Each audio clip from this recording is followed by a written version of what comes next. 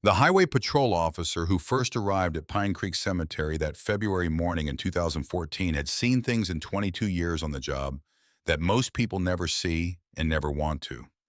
He had worked floods and rock slides and the kind of accidents on mountain roads that made a man go home and hold his kids a little tighter and not be able to explain why. He had stood at the edges of things that broke people. He thought he understood the full range of what this work could show him. He was wrong about that. He had come to the cemetery because of the noise. The sound started before dawn, low and distant, moving through the mountain air, the way thunder moves when it is still far away and has not yet decided what it intends to do. By 7 in the morning, it had become something else entirely, something that did not stay outside, but came through walls and windows and settled in your chest cavity and vibrated there like a second heartbeat that was not your own. By 8 o'clock, it was so loud that Norma Ketridge, who was 81 years old and had been losing her hearing for a decade, woke up in her house on the Valley Road and walked to the front window and pressed her palm flat against the glass and stood there feeling the vibration move through her hand like something alive. The officer stood at the entrance to Pine Creek Cemetery and tried to count. He got to 500 and stopped because counting had stopped making sense. The procession stretched back along Route 9 as far as he could see in either direction, a column of chrome and black leather that disappeared around the curve of the mountain like a river with no visible source or end. Motorcycles, hundreds of them, and then more still. He got back in his cruiser and picked up the radio. "How many?" the dispatcher asked. He looked out through the windshield at the sea of machines filling the cemetery road and spilling onto the grass and lining the highway shoulders in both directions for as far as the morning light allowed him to see. "All of them," he said. "I think all of them came." He was not entirely wrong about that either. 3,000 motorcycles came to Pine Creek, Colorado that Saturday morning in February of 2014 to bury a woman most of the world had never heard of.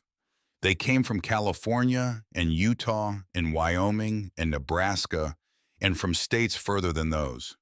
They came in clubs and they came alone and they came in groups of 2 and 3. Old men with white beards and young men with new tattoos and everything that existed between those 2 points on the long arc of a riding life. Rival clubs that would not ordinarily be caught within 50 miles of each other rode side by side that morning with their colors showing and their flags lowered. None of them had been asked to come. All of them came anyway. The woman they came to bury was 91 years old. She had never ridden a motorcycle. She had never been to a rally or a run or a clubhouse in her life. She stood 5 feet 2 inches tall and weighed less than 120 pounds, and she spent her mornings in a rocking chair that had been shaped by hand from a white oak tree by a man who had loved her for 41 years and built the chair to fit her body exactly, as though he had understood even then that she would still be sitting in it long after he was gone. Her name was Mabel Rose Hargrove, and this is the story of what she did in a blizzard in the winter of 1997 that made 3,000 men ride through a February morning to tell her goodbye. To understand Mabel, you have to understand the land. Pine Creek sits at just over 8,000 feet elevation in the Colorado Rockies, the kind of place where summer arrives late and leaves early and spends its brief time there as if aware it is not entirely welcome. Winter is not a season in Pine Creek so much as a condition, a permanent arrangement that occasionally permits other weather to visit before reasserting itself. The town has one gas station and one diner and one church and a post office open 3 days a week. The mountains surrounding it are the kind that do not permit indifference. They are too large and too present and too indifferent themselves to allow anything smaller than full attention. Country like this either breaks a person or it forges them into something harder than they started. There is no middle outcome available. Solomon Hargrove arrived in Colorado in 1919 with $40 in his pocket and a letter of introduction to a railroad foreman who may or may not have still been employed by the time Solomon got there. He was 24 years old, the son of a Georgia sharecropper, and he had made a decision somewhere between Atlanta and the Tennessee border that he was finished being a man who worked other people's land and called it living. He wanted something that belonged to him. He was going to get it the only way available to a black man in America in 1919, which was to work until his body threatened to give out and then find a way to work some more. It took him 11 years. In 1930, Solomon Hargrove paid cash for 47 acres of mountain land outside Pine Creek, a parcel that nobody else wanted because it was steep and cold and rocky and a long way from anything that most people considered worth being close to. He built a cabin on it with two other men who had worked the rails with him, men who knew how to make things that lasted because their lives had depended on that knowledge. He planted a garden in the rocky soil. He looked at what he had made and he called it good. Mabel was 7 years old when her father led her up the mountain road to that cabin for the first time. She remembered the way the pine trees opened up near the top of the rise, and the mountains appeared all at once, enormous and permanent and impossibly clear in the thin Colorado air. She remembered her father's hand around hers and the way he stopped walking for a moment and looked at what he had bought with 11 years of his labor. He did not say anything. He did not need to. She understood even then at 7 years old what the understanding children have, that comes not from reasoning, but from watching the faces of the people they love most, that this place was not simply where they were going to live. It was proof. Proof that a man who started with nothing could build something that remained. Proof that what was earned and paid for could not simply be taken away. She grew up knowing that. She grew up with it in her bones, the way mountain people grow up knowing weather and elevation, not as something learned, but as something absorbed over years of living inside it. Mabel met Thomas Hargrove in the spring of 1949 at a church social in town. A tall, quiet man from Denver with carpenter's hands and a way of looking at things as though he was always calculating what they were made of and whether they would hold. He looked at Mabel the same way. He looked at her and decided she would hold. He was correct about that, as it turned out. They married in October of 1951 in the small white church at the edge of Pine Creek on a Saturday afternoon when the aspens had gone gold and the air smelled of wood smoke and the cold that announces itself before the first real snow of the season. Thomas brought his father's level and his father's knowledge and his own considerable skill to the cabin Solomon had built. And over the years that followed, he made it larger and stronger and more permanent in the way you add to something you intend to keep forever. He built the stone fireplace that heated the place through 40 Colorado winters, setting each stone with the deliberate care of a man who understood that warmth in a mountain house is not a comfort but a matter of survival. He built the root cellar that kept them fed through the months when the roads were impassable, and the nearest store might as well have been in another country. He reinforced the foundation twice, working with the mason's knowledge his father had given him, setting oak beams on concrete pilings and driving steel brackets into the north wall, where the cold came hardest and the ground heaved most in the deep freeze of January and February. He reinforced it, and then he checked his work and reinforced it again, because Thomas Hargrove built things to outlast the man who built them. And he knew it, and that knowledge was part of how he worked. And in the autumn of 1963, after a white oak came down in a September storm and split across the north end of the property, he spent 3 months with a spoke shave and a draw knife, and a patience that Mabel sometimes found difficult to witness because it was so complete and so quiet. And he shaped from that fallen tree a rocking chair that fit her body exactly. He did not ask her measurements. He had been watching her sit in chairs for 12 years, and he knew. When he brought it inside and set it by the fireplace and asked her to try it, she sat down and felt immediately that she had been sitting in the wrong chairs her entire life, that every chair before this one had been an approximation of what a chair was supposed to do, and that Thomas had understood this about her and had done something about it without being asked. She sat in that chair every morning for the next 50 years. Thomas died in the autumn of 1992 in his own bed, looking out the window at the mountains he had looked at every morning for 41 years. Mabel held his hand and did not look away. After Thomas, the quiet came. It came the way cold comes into a house when the fire has been left too long. Not all at once, but gradually finding the gaps in the thin places and settling into them until it felt like it had always been there. Mabel was 69 years old when Thomas died, and she was not a woman built for self-pity or for the particular performance of grief that other people sometimes seem to expect from widows. She mourned him in the way she did most things, privately and completely and without announcing it to anyone. And then she got up in the mornings and managed the property the way she always had, caulking the windows in October and replacing the shingles that winter damaged, and keeping the pipes from freezing and chasing the coyotes away from the garden with Solomon's old 12 gauge that still shot straight if you held it right. She was not under any circumstances leaving. She had been on this land since she was 7 years old. She had watched her father walk every inch of it in every season. She had watched Thomas build everything that stood on it with his own hands. She knew the sound this cabin made in January cold, and the sound it made in the thaw of March, and the difference between the creak of settling wood and the groan of something under real stress. She knew there was nothing wrong with the structure her husband had built, and reinforced and checked and reinforced again. She knew it the way she knew her own heartbeat. The letter arrived on a Monday in December of 1997, 3 days before the blizzard. It came in a county envelope official in cream-colored with the seal of Pine Creek Municipality in the upper left corner. Mabel set her coffee down and opened it at the kitchen table, reading it once through without expression and then once more. It was a condemnation order. The language was bureaucratic and dense and full of subordinate clauses and references to county code subsections, but the meaning was plain enough for anyone willing to look at it directly. Prescott Wynn, the mayor of Pine Creek, had determined that the Hargrove property at 4471 Mountain View Road was structurally unsound and posed an imminent hazard to public safety. A county inspector had assessed the property and documented critical foundation damage consistent with chronic water infiltration. The cabin was condemned. Mabel had until the 15th of December to vacate. The 15th was 2 days away. Mabel read the letter a third time.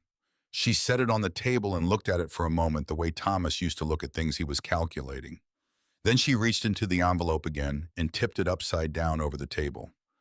A rectangle of heavy cream paper slid out. She unfolded it. It was a check. Prescott Wynn's signature was at the bottom in dark blue fountain pen ink. The amount line was blank. The memo line read, "Final offer." The message required no translation. He was giving her one last opportunity to name her price before the machinery he had assembled moved forward without her participation. Mabel sat very still for a long moment. She thought about Solomon Hargrove standing on this land in 1930 with $40 spent and 47 acres under his feet. She thought about Thomas setting the first beam of the reinforced foundation with his father's level held perfectly horizontal, checking it twice, then a third time because Thomas did not proceed until a thing was right. She thought about 41 years of mornings looking at the same mountains from the same porch in the chair her husband had made to fit her body and no one else's. She stood up. She carried the check to the fireplace. She held it to the flame until it caught, and she watched it burn down to a black curl of ash in the grate. She went back to the kitchen and finished her coffee. That was not, however, the end of what she did that afternoon. Prescott Wynn had been the mayor of Pine Creek for 9 years. He had grown up in Denver and moved to Pine Creek after making enough money in commercial real estate to want somewhere with scenery to spend it. He dressed well and spoke smoothly and had the talent common to men of his type for making self-interest sound like civic responsibility. He had been talking for 3 years about bringing a luxury ski resort development to Pine Creek, about what it would mean for the local economy, about tourism and jobs and the future of the community. The development required, among other parcels, the Hargrove property. Mabel had told his representative, a young man in a rental car with rehearsed talking points and a smile, he had clearly practiced exactly what she thought of that proposition. She had been polite about it. She had offered coffee. She had listened to the full presentation. And then she had told him that her father had bought this land with the wages of his own labor, and that she and her husband had built their life on it, and that it was not for sale at any price. And she would like him to leave now. He had left. She had thought that was the end of it. The condemnation order told her it was not. But here was the thing about Prescott Wynn that he did not know she knew, and that she had been carefully documenting for the better part of 4 years. Mabel Rose Hargrove had been a school teacher in Pine Creek for 11 years before the school board decided in 1963 that they no longer required her services, and she understood exactly what that decision was and why it had been made, and she went home and never mentioned it again to anyone. But she had kept every piece of paper that had passed through her hands since 1952, and she had never thrown a document away in her life. And she had the methodical habit of mind that good teachers develop over decades of work, the habit of observation and notation and cross-reference that becomes as natural as breathing. 4 years of watching Prescott win had produced a great deal worth cross-referencing. She went to the small desk in the corner of the bedroom where Thomas had kept his carpentry invoices and she kept the household accounts. She sat down and opened the drawer and took out a legal pad and a pen. For the next 2 hours, she wrote in her careful hand, the hand she had developed over decades of writing things meant to be understood clearly and kept indefinitely. She wrote about Prescott Wynn and the representative who had come to her door and what he had said. She wrote about the condemnation order and the inspector whose name appeared on it, a man named Harold Greer, who had been at the property for 5 minutes and had not gone into the crawl space beneath the cabin and had not knocked on a single joist. She wrote about what she knew of Wynn's development plans and the conversations she had absorbed over 3 years in the diner and at the post office and at the county utility meetings that Norma Kettridge had attended and reported back on with the faithful accuracy of a woman who understood that information was the only currency available to people without other kinds of power. She organized everything carefully. She cross-referenced dates. She attached copies of documents she had kept because she had always kept copies of everything. She put it all in a large envelope. She addressed it to the Federal Bureau of Investigation Denver field office. She walked down to the mailbox at the end of the service road in the cold December afternoon and put the envelope in with the flag raised. Then she came back to the cabin and sat in Thomas's rocking chair and listened to the wind beginning to build outside, and she thought, I have done what I can do. Now we wait and see what comes. What came 3 days later was the blizzard. The storm arrived the way serious weather arrives in the Rockies, not with gradual warning, but with the sudden totality of a door being kicked open. By noon on Wednesday, the sky above Pine Creek had turned the color of an old bruised purple and greenish at the edges in a way that anyone who had lived at altitude long enough recognized immediately as a sign worth taking seriously. By 2 in the afternoon, the snow was coming in sideways on a wind that had moved past the point where wind has names and into the territory where it simply becomes a condition you endure.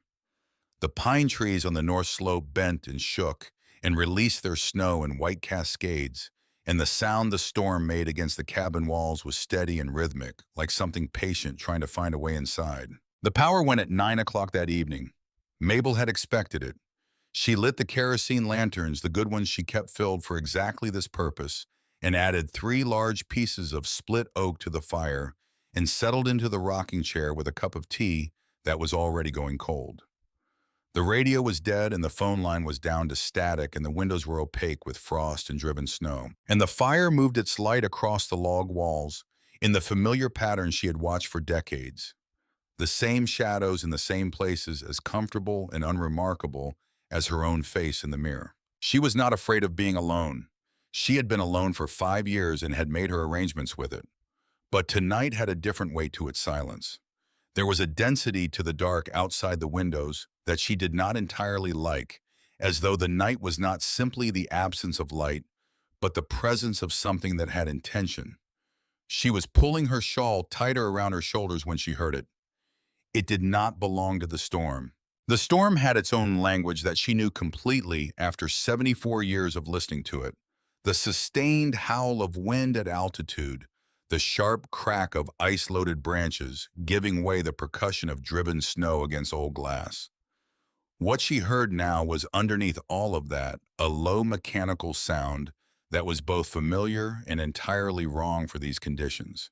An engine, and then another, and then more, the sound building slowly, resolving itself from something shapeless into something she recognized with a start that brought her fully upright in the chair. Motorcycles. She put her tea down and went to the window and rubbed a circle in the frost with the heel of her palm. The moon was breaking through the cloud cover in fitful intervals, and in one of those intervals she saw them. 9 motorcycles on the service road that ran along the lower edge of her property, a road that no person with sound judgment would have been on in any weather, and certainly not this one.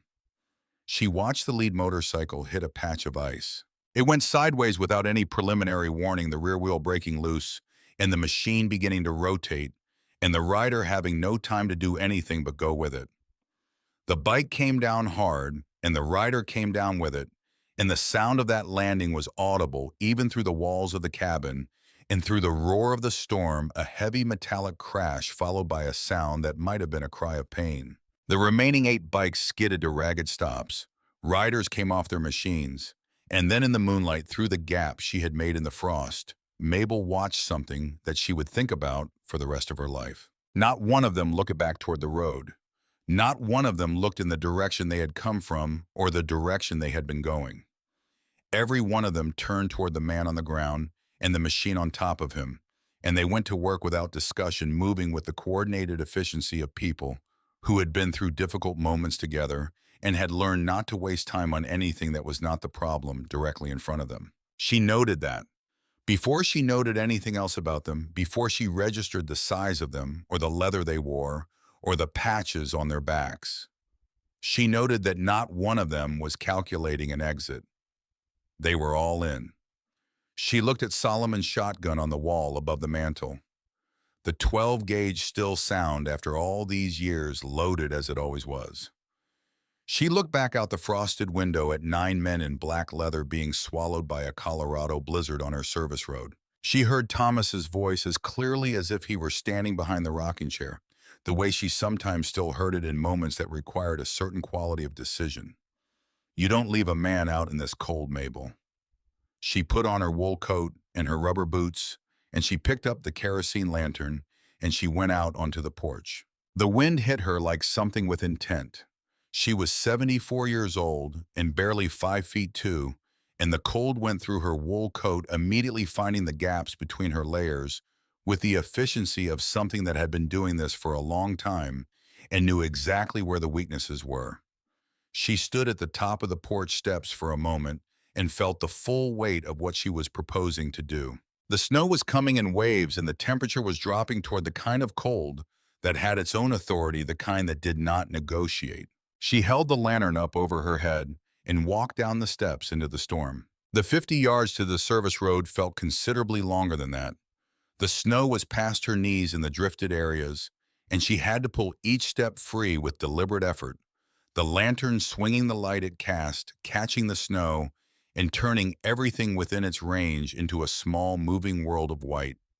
She could not see them until she was nearly on top of them, and then they materialized out of the storm all at once. Massive shapes in black leather with ice in their beards and breath coming in white clouds, and the nearest one turned at the sound of her voice when she called out. She saw him clearly in the lantern light for a moment. He was enormous, well over 6 feet, built in a way that suggested his size was not incidental, but purposeful, as though he had arrived at that physical scale through a long process of becoming exactly what difficult circumstances required. He wore goggles against the wind and a bandana pulled up over the lower part of his face and even buried in snow, and clearly at the end of a very bad road in very bad conditions. He had a quality of presence that took up the space around him without apology. His name was Cutter Briggs. They called him Ironwall, and she would come to understand that this described less his physical constitution, considerable as that was, than something in his character, a quality of will, that did not give ground once it had decided where it stood. But that night in the storm, he was simply the large man who looked at her with pale blue eyes above the frost-covered bandana and told her to get back inside. She told him the bridge over Miller Creek was iced over and impassable. She told him the road had washed out 1.5 miles back. She told him that if they stayed on this road in this weather, they would be frozen solid before the temperature reached its lowest point, which was still several hours away. She said all of this at the top of her voice over the roar of the wind, 74 years old in rubber boots, in a wool coat with a kerosene lantern held above her head, and she did not move an inch while she said it. Cutter looked at the young rider on the ground. Rafferty Alcott was 23 years old, and he was conscious, but clearly in pain, one hand gripping his left ankle, his face pale in the lantern light, with the pallor of someone working hard to hold composure at considerable personal cost. Cutter looked at the machines buried to their fenders in the drift. He looked at the road ahead and the road behind in the storm that was making both of them irrelevant. He looked back at the old woman with the lantern. "We got nowhere to go," he said. His voice was level. It was not a complaint. It was simply an accounting of the situation as it actually existed. "I got a fire," Mabel said, "and I got a barn for the bikes. Get 'em up." Cutter Briggs looked at her for a long moment, long enough that she understood he was a man who did not make decisions quickly, because he did not need to, because the people around him waited for him and expected to. Then he turned to his men and he said quietly and without drama, as though this were simply the next logical step in an evening that had not gone according to any plan anyone had made, "Let's go." It took 20 minutes to push all 9 machines into Thomas's old hay barn. Mabel watched them work from the barn door, holding the lantern to light the interior.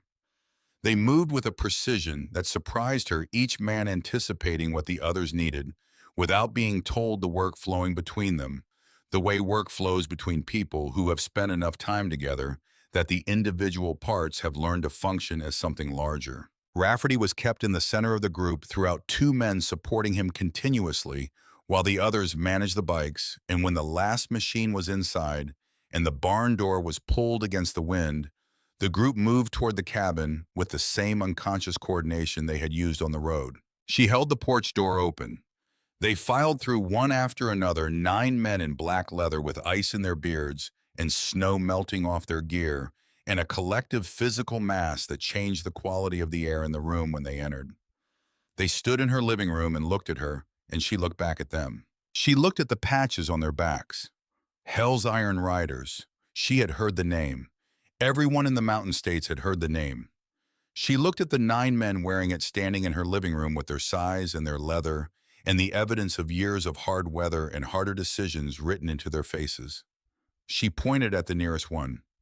"Boots," she said. She pointed at the braided rug in front of the fireplace, the one she had put down in 1963 and had no intention of replacing. "I just waxed those floors." There was a pause.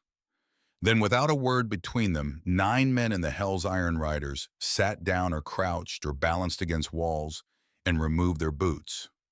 All 9 of them. In her living room. Without argument or complaint or a single sideways look at each other that she could detect. She pointed at the largest one, a man with a shaved head and hands the size of a mason's trowel, who stood nearly as tall as Cutter and considerably wider. "What's your name?" she asked. "Wendell," he said. "They call me Rampart." "Wendell," she said, "there's a wood pile behind the barn. Bring in enough for the night." "Yes, ma'am," Wendell said, and pulled his boots back on and went back out into the blizzard without any further discussion. She pointed at the one with the reddish-brown beard and the eyes that were already taking in the room with a lateral intelligence, noticing things at the edges while appearing to look at the center. "You," she said. "Drummond," he said. "Stoneback?" "Drummond," she said. "The potatoes are under the sink. Peel them." Drummond Finch looked at the potato peeler she was holding out to him. He looked at his hands, which were large and had a history written into them that did not prominently feature potato peelers. He looked at Cutter Briggs with an expression that occupied the narrow territory between genuine disbelief and the beginning of something that might eventually become amusement. Cutter was working very carefully at not smiling.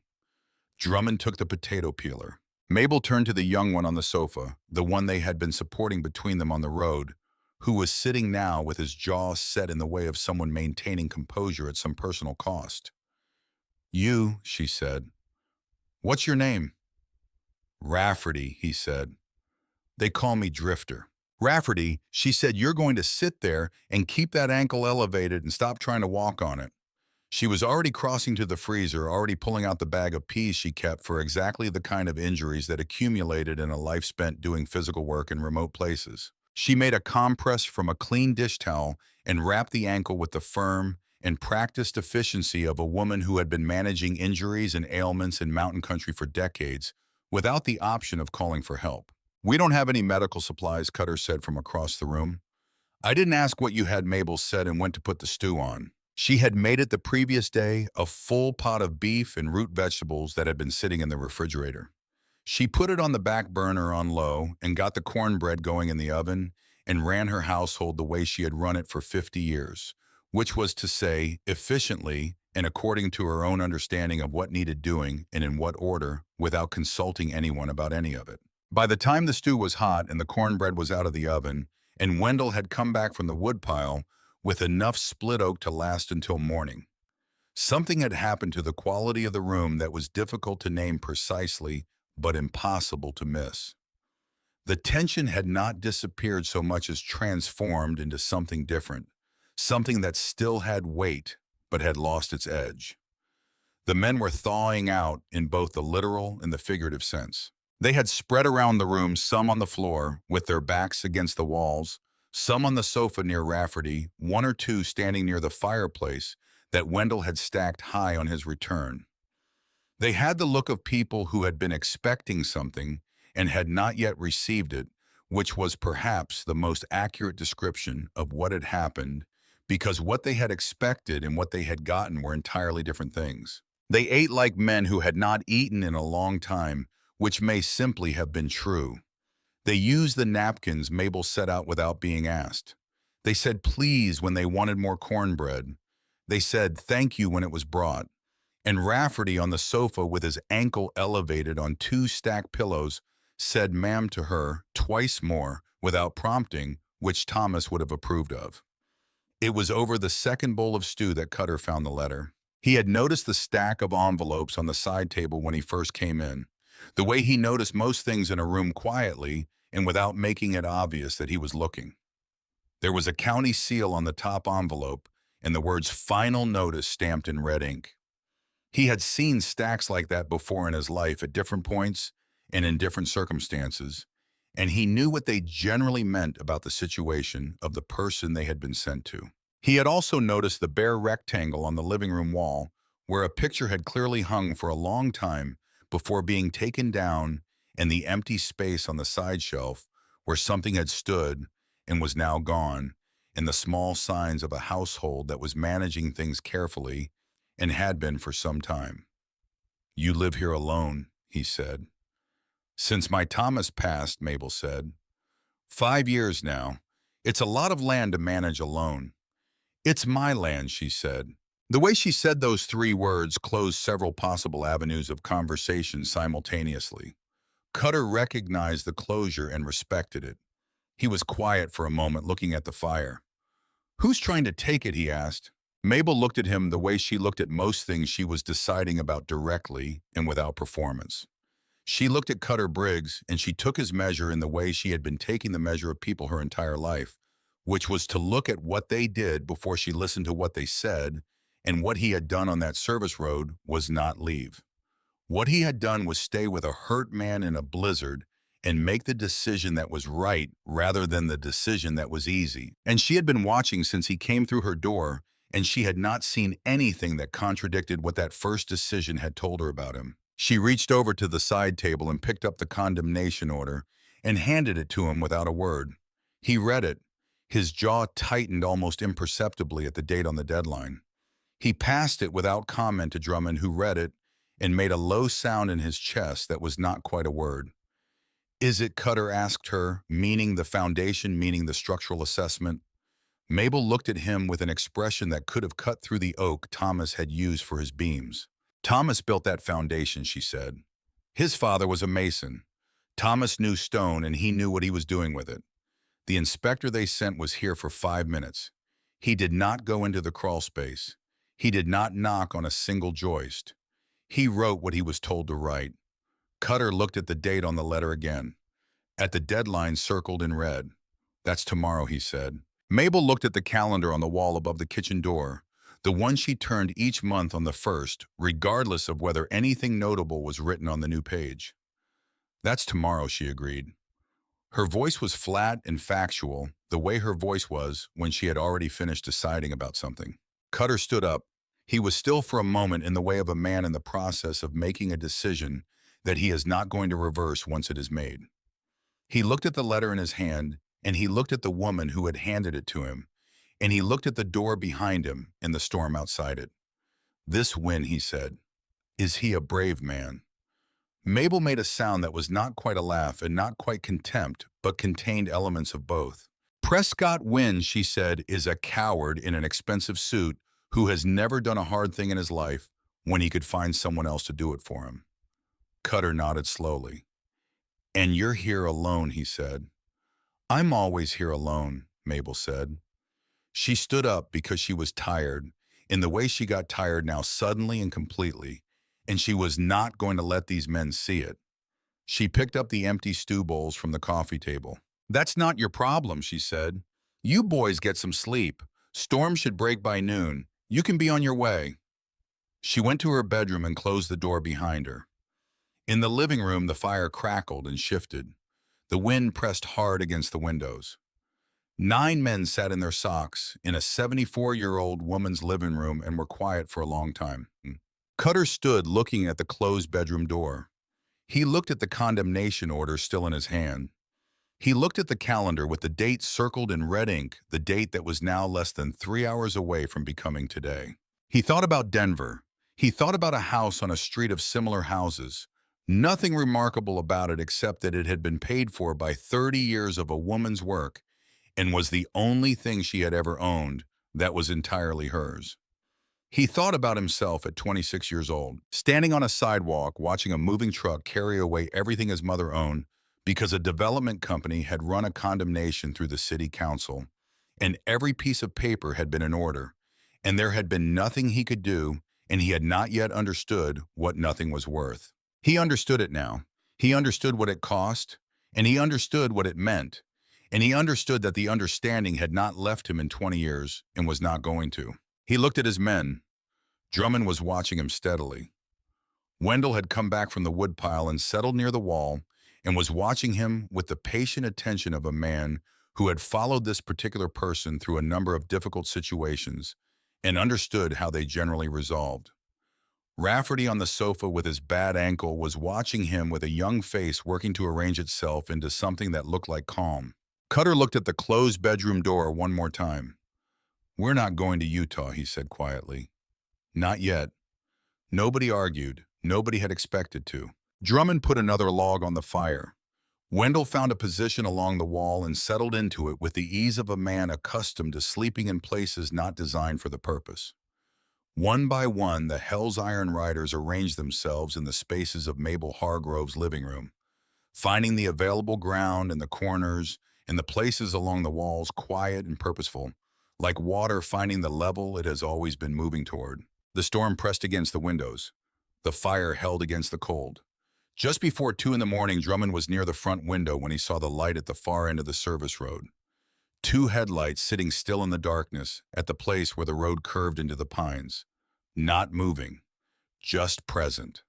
Watching the cabin with its lit windows and the shapes of vehicles visible through the open barn door, taking inventory of what was here and who had arrived. Drummond watched the lights for a long time, then they went out.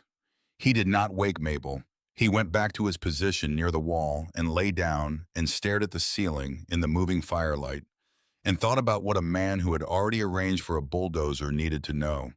In the middle of a blizzard at 2 in the morning, what information was worth standing in that cold to gather?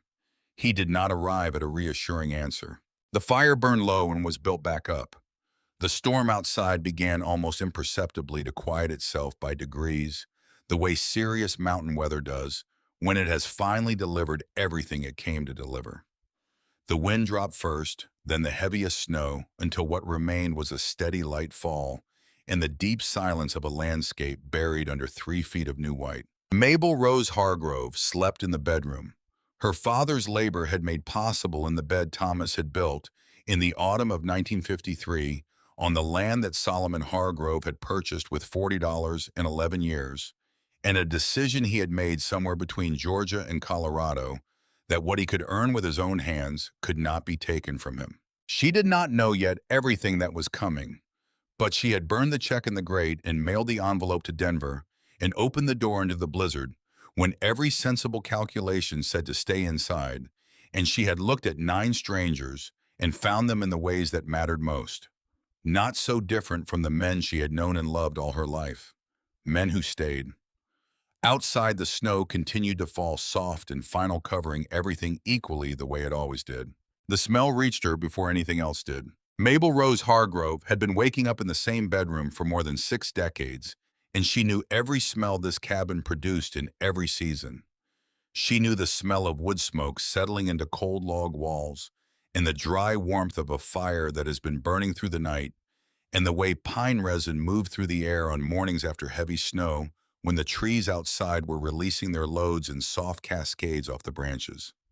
She knew the smell of her own coffee, the way it found every room in the cabin within minutes of the first cup being poured, moving through the spaces Thomas had built with the unhurried confidence of something that belonged there. This was different.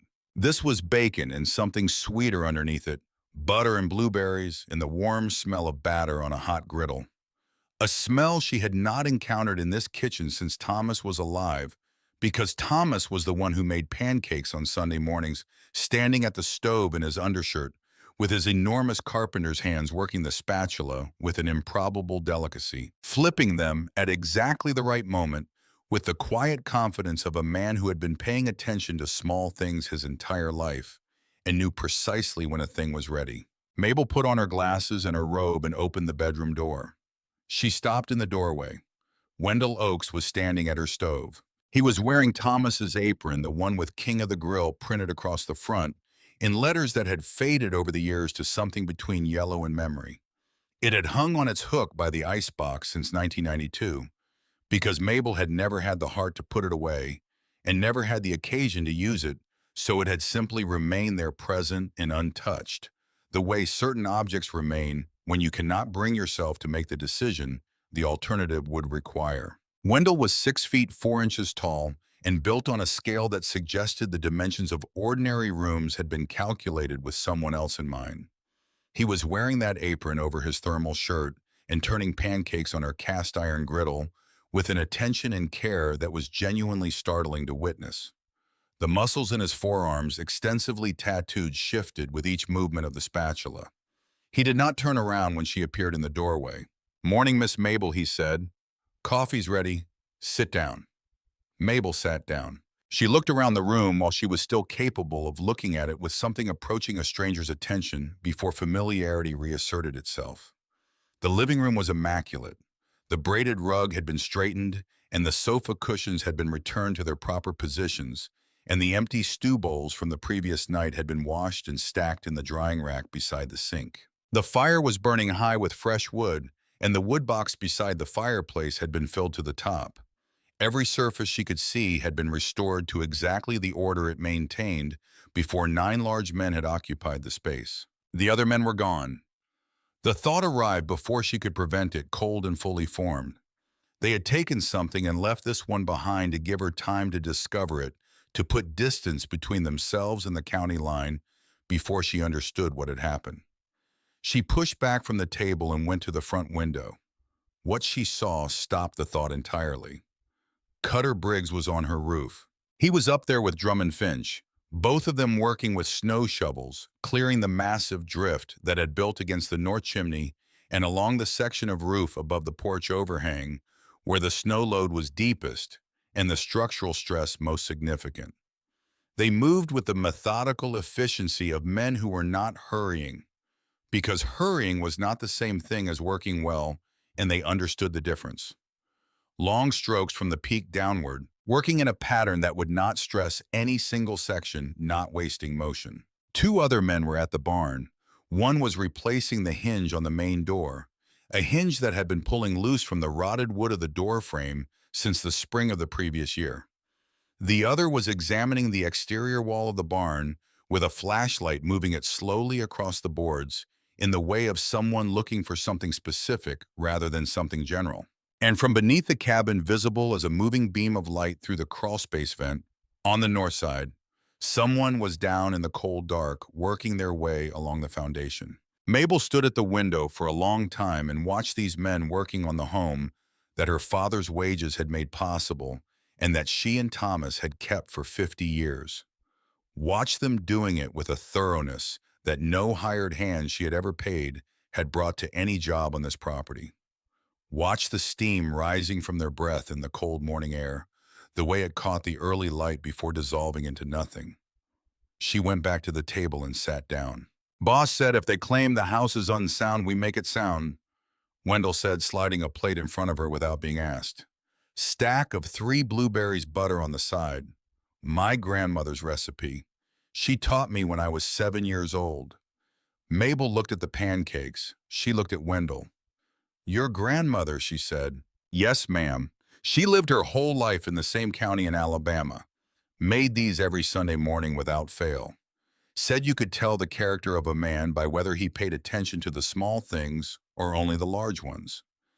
He put the butter dish on the table and went back to the stove. Mabel ate the pancakes. They were, she would admit, to the empty air in the general direction of wherever Thomas currently resided, exceptional. The blueberries were evenly distributed throughout rather than clumped, which indicated an understanding of batter consistency that most people who made pancakes never troubled themselves to acquire. The edges were exactly right. The center was exactly right.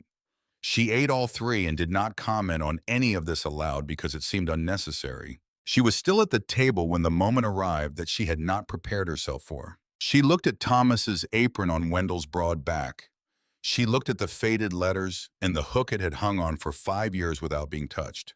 She looked at Wendell's hands moving with the same deliberate attention Thomas had brought to everything he did in this kitchen, and she felt something move through her that was not grief exactly, but was made of the same materials. The outline of absence. The shape of a space a person leaves that only becomes visible when something moves into it and makes the contours clear. She looked down at her hands on the table before anyone could see it on her face.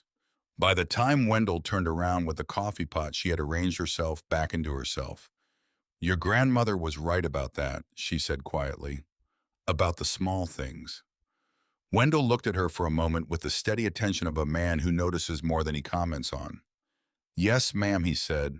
She generally was. Cutter came in 20 minutes later, stomping snow from his boots on the porch mat, before crossing the threshold, steam rising from his thermal shirt and the leather vest he had put on over it. He was flushed from the cold and the work, and he moved with the contained energy of a man who has been using his body hard and has more available if it is required. He poured himself a coffee, leaning against the counter, and looked at Mabel the way he looked at most things without performance. Foundation is solid, he said.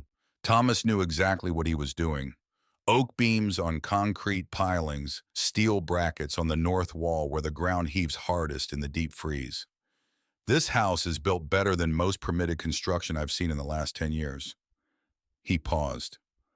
But somebody's been under there before us. Mabel set her fork down with the careful deliberateness of someone buying a moment to absorb what they have just heard. What do you mean, she said. Cutter looked at her steadily. The north drainage pipe has been cut. Clean cut, not a stress fracture or a crack from age or freeze-thaw cycles. Somebody used a tool, and the gravel packing along the base of the east footing has been systematically removed. That combination causes exactly the pattern of water infiltration that presents on a cursory inspection as chronic foundation damage.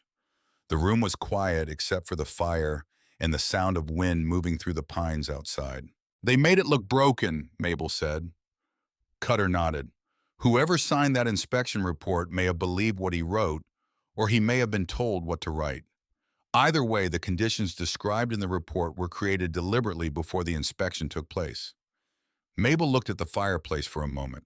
She thought about the envelope on its way to Denver.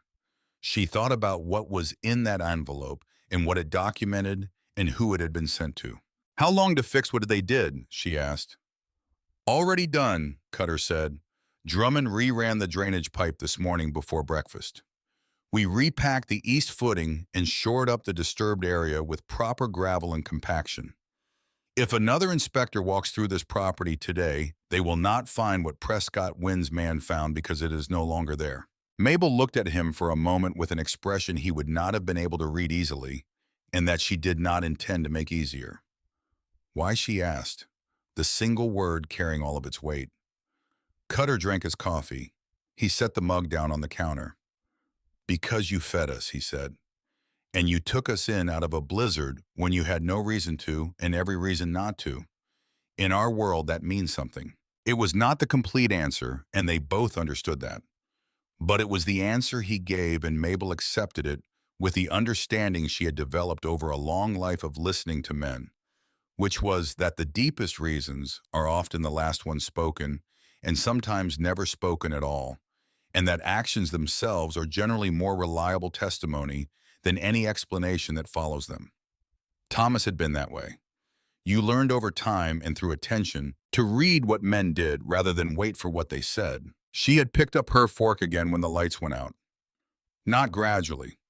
All at once, the complete and immediate cessation of every electrical sound in the house, the hum of the refrigerator and the faint buzz of the baseboard heater and the small light above the kitchen table. All of it gone simultaneously. The cabin dropping back into firelight and gray winter light coming through the frosted windows, as though the previous 60 years of electrification had been retracted in a single moment. Cutter straightened immediately. Drummond, he said without raising his voice. The word carried exactly as far as it needed to. Drummond appeared from the direction of the front room, already moving toward the utility panel on the wall near the back door, already knowing what needed doing without being told what it was. He had the manner of a man who had spent enough time around Cutter Briggs to understand that when Cutter spoke with that quality of quiet, the correct response was to already be in motion. Cutter looked at Mabel. "Does Wynn control the utility board?" he asked. "He appointed 3 of the 5 members himself," Mabel said. "The other 2 have learned that agreeing with him is considerably more comfortable than not agreeing with him." Cutter nodded once. He reached into the inside pocket of his vest and produced a satellite phone that looked like it had been designed for conditions considerably more hostile than a Colorado kitchen. He looked at Mabel. "I need to make a call," he said. "There's a man in Chicago who has owed me a favor for 4 years. I believe today is the day I collect it." "Who is he?" Mabel asked.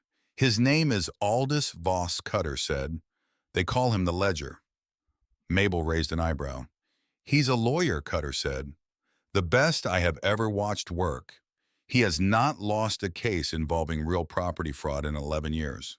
Mabel was quiet for a moment, looking at the dead light above the kitchen table where the bulb still held its heat from moments ago. "You think this is fraud?" she said.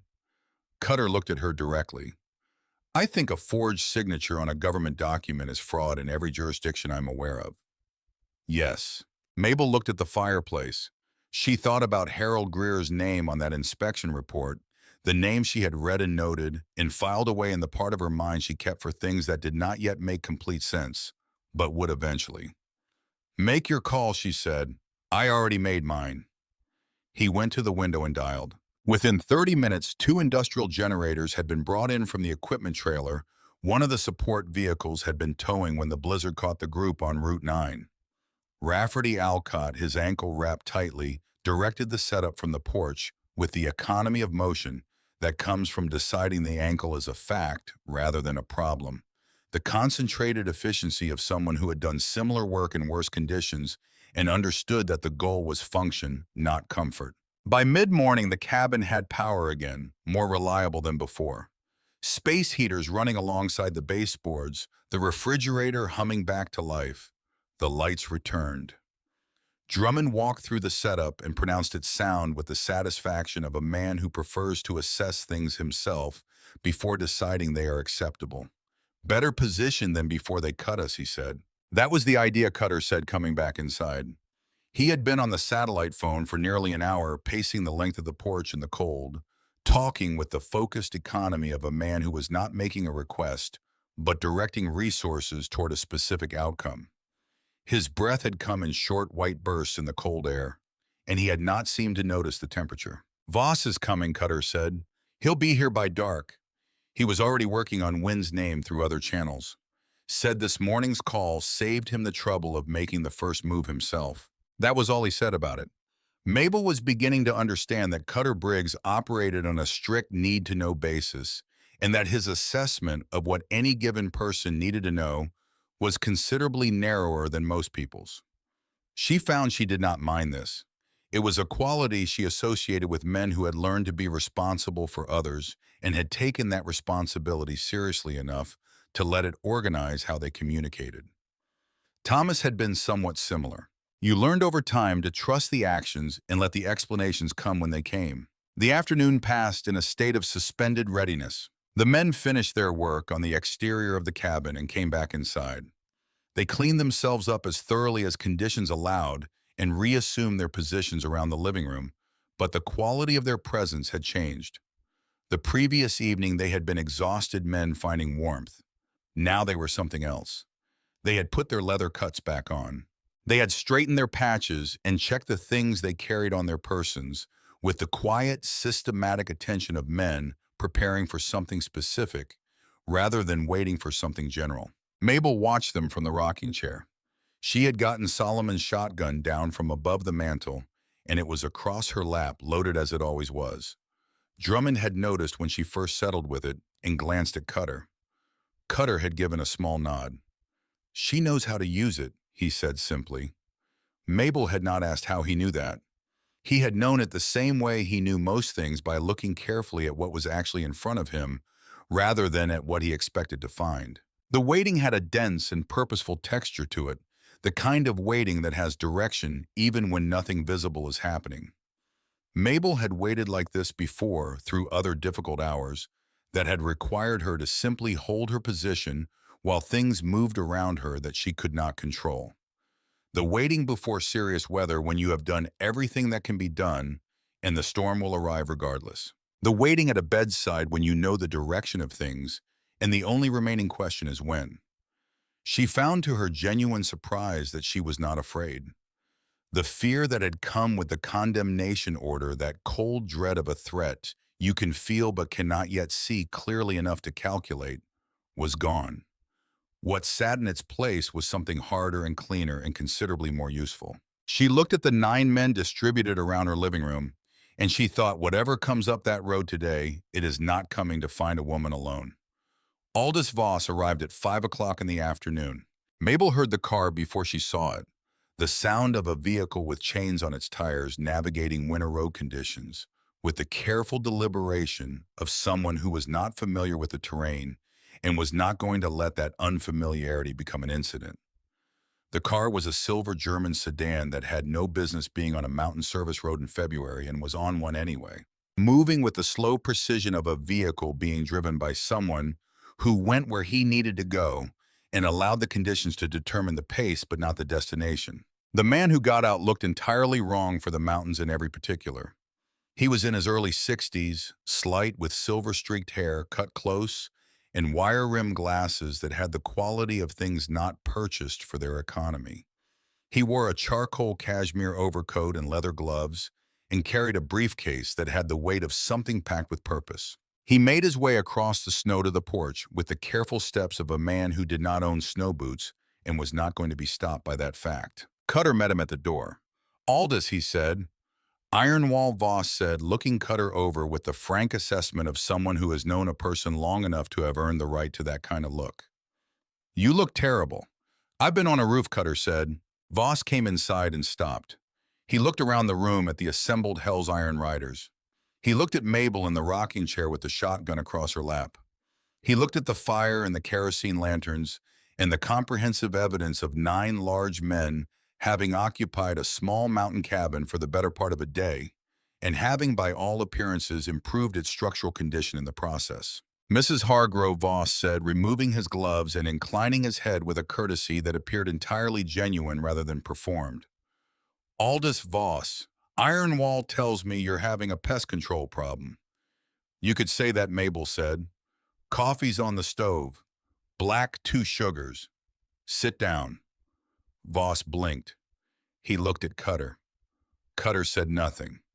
Voss went to the stove and poured his own coffee and came back and sat down at the kitchen table and opened his briefcase. What came out of that briefcase was the product of a man who had spent 40 years knowing which public records to request how to read what they contain and how to find what they were designed to obscure. He spread a topographic survey of Pine Creek and the surrounding properties on the table, weighting the corners with coffee cups and a salt shaker, and he pointed to a line drawn in blue. It ran directly beneath the Hargrove property, entering from the north and passing through the land at depth, before continuing south toward the valley floor. That is the primary channel of the Piedmont Aquifer, Voss said. It is a deep water formation surveyed in 1988 and again in 1993. The 1993 survey, conducted by the State Geological Office and a matter of complete public record, estimated the accessible yield at approximately 40 million gallons per year for a minimum of 50 years. Mabel looked at the blue line. She looked at where it ran beneath the meadow, beneath the stand of pines on the north slope where Thomas had built a wooden bench in 1975, so she could sit and watch the mountains change color in the early mornings without having to stand to do it. "That's my well," she said. "Thomas dug it in 1958. "Your well accesses the upper edge of the formation," Voss said. "The primary channel runs beneath the northern third of your property, beneath the meadow and the pine grove." "What does that mean?" Drummond asked from across the room where he had been listening with the focused attention he brought to most things that mattered. "It means," Voss said, "that 18 months ago, a California-based water development company called Pacific Crest Water Corporation filed a preliminary acquisition inquiry with the Colorado Water Rights Board." He produced a document from the organized stack in his briefcase. "They are seeking to purchase extraction rights to the Piedmont Aquifer for commercial bottling operations at industrial scale." He set the document on the table. "The extraction rights alone," he said, looking directly at Mabel, "are currently valued at approximately $40 million. The room went quiet in the way rooms go quiet when a number that changes the meaning of everything else is placed into the air. Mabel sat with that number. She looked at the blue line on the topographic survey running beneath the meadow where she had walked every morning for decades, beneath the pines, where Thomas had built that bench beneath the ground her father had paid for, with 11 years of railroad wages, because he wanted something that was his and no one else's. $40 million, she said. "The current valuation," Voss said. "It will increase as water scarcity becomes more acute in the western states, which the geological projections suggest it will." "He was never going to build a resort," Mabel said. The words came out flat, without inflection, the tone of a person completing a calculation they had been working on for some time. "No," Voss said. "He just needed my land gone." "He needed the title cleared," Voss confirmed. "Condemned property seized for public safety remediation costs him a fraction of fair market value. He transfers the water rights to Pacific Crest, collects his payment through 3 layers of corporate structure, and disappears to somewhere warm."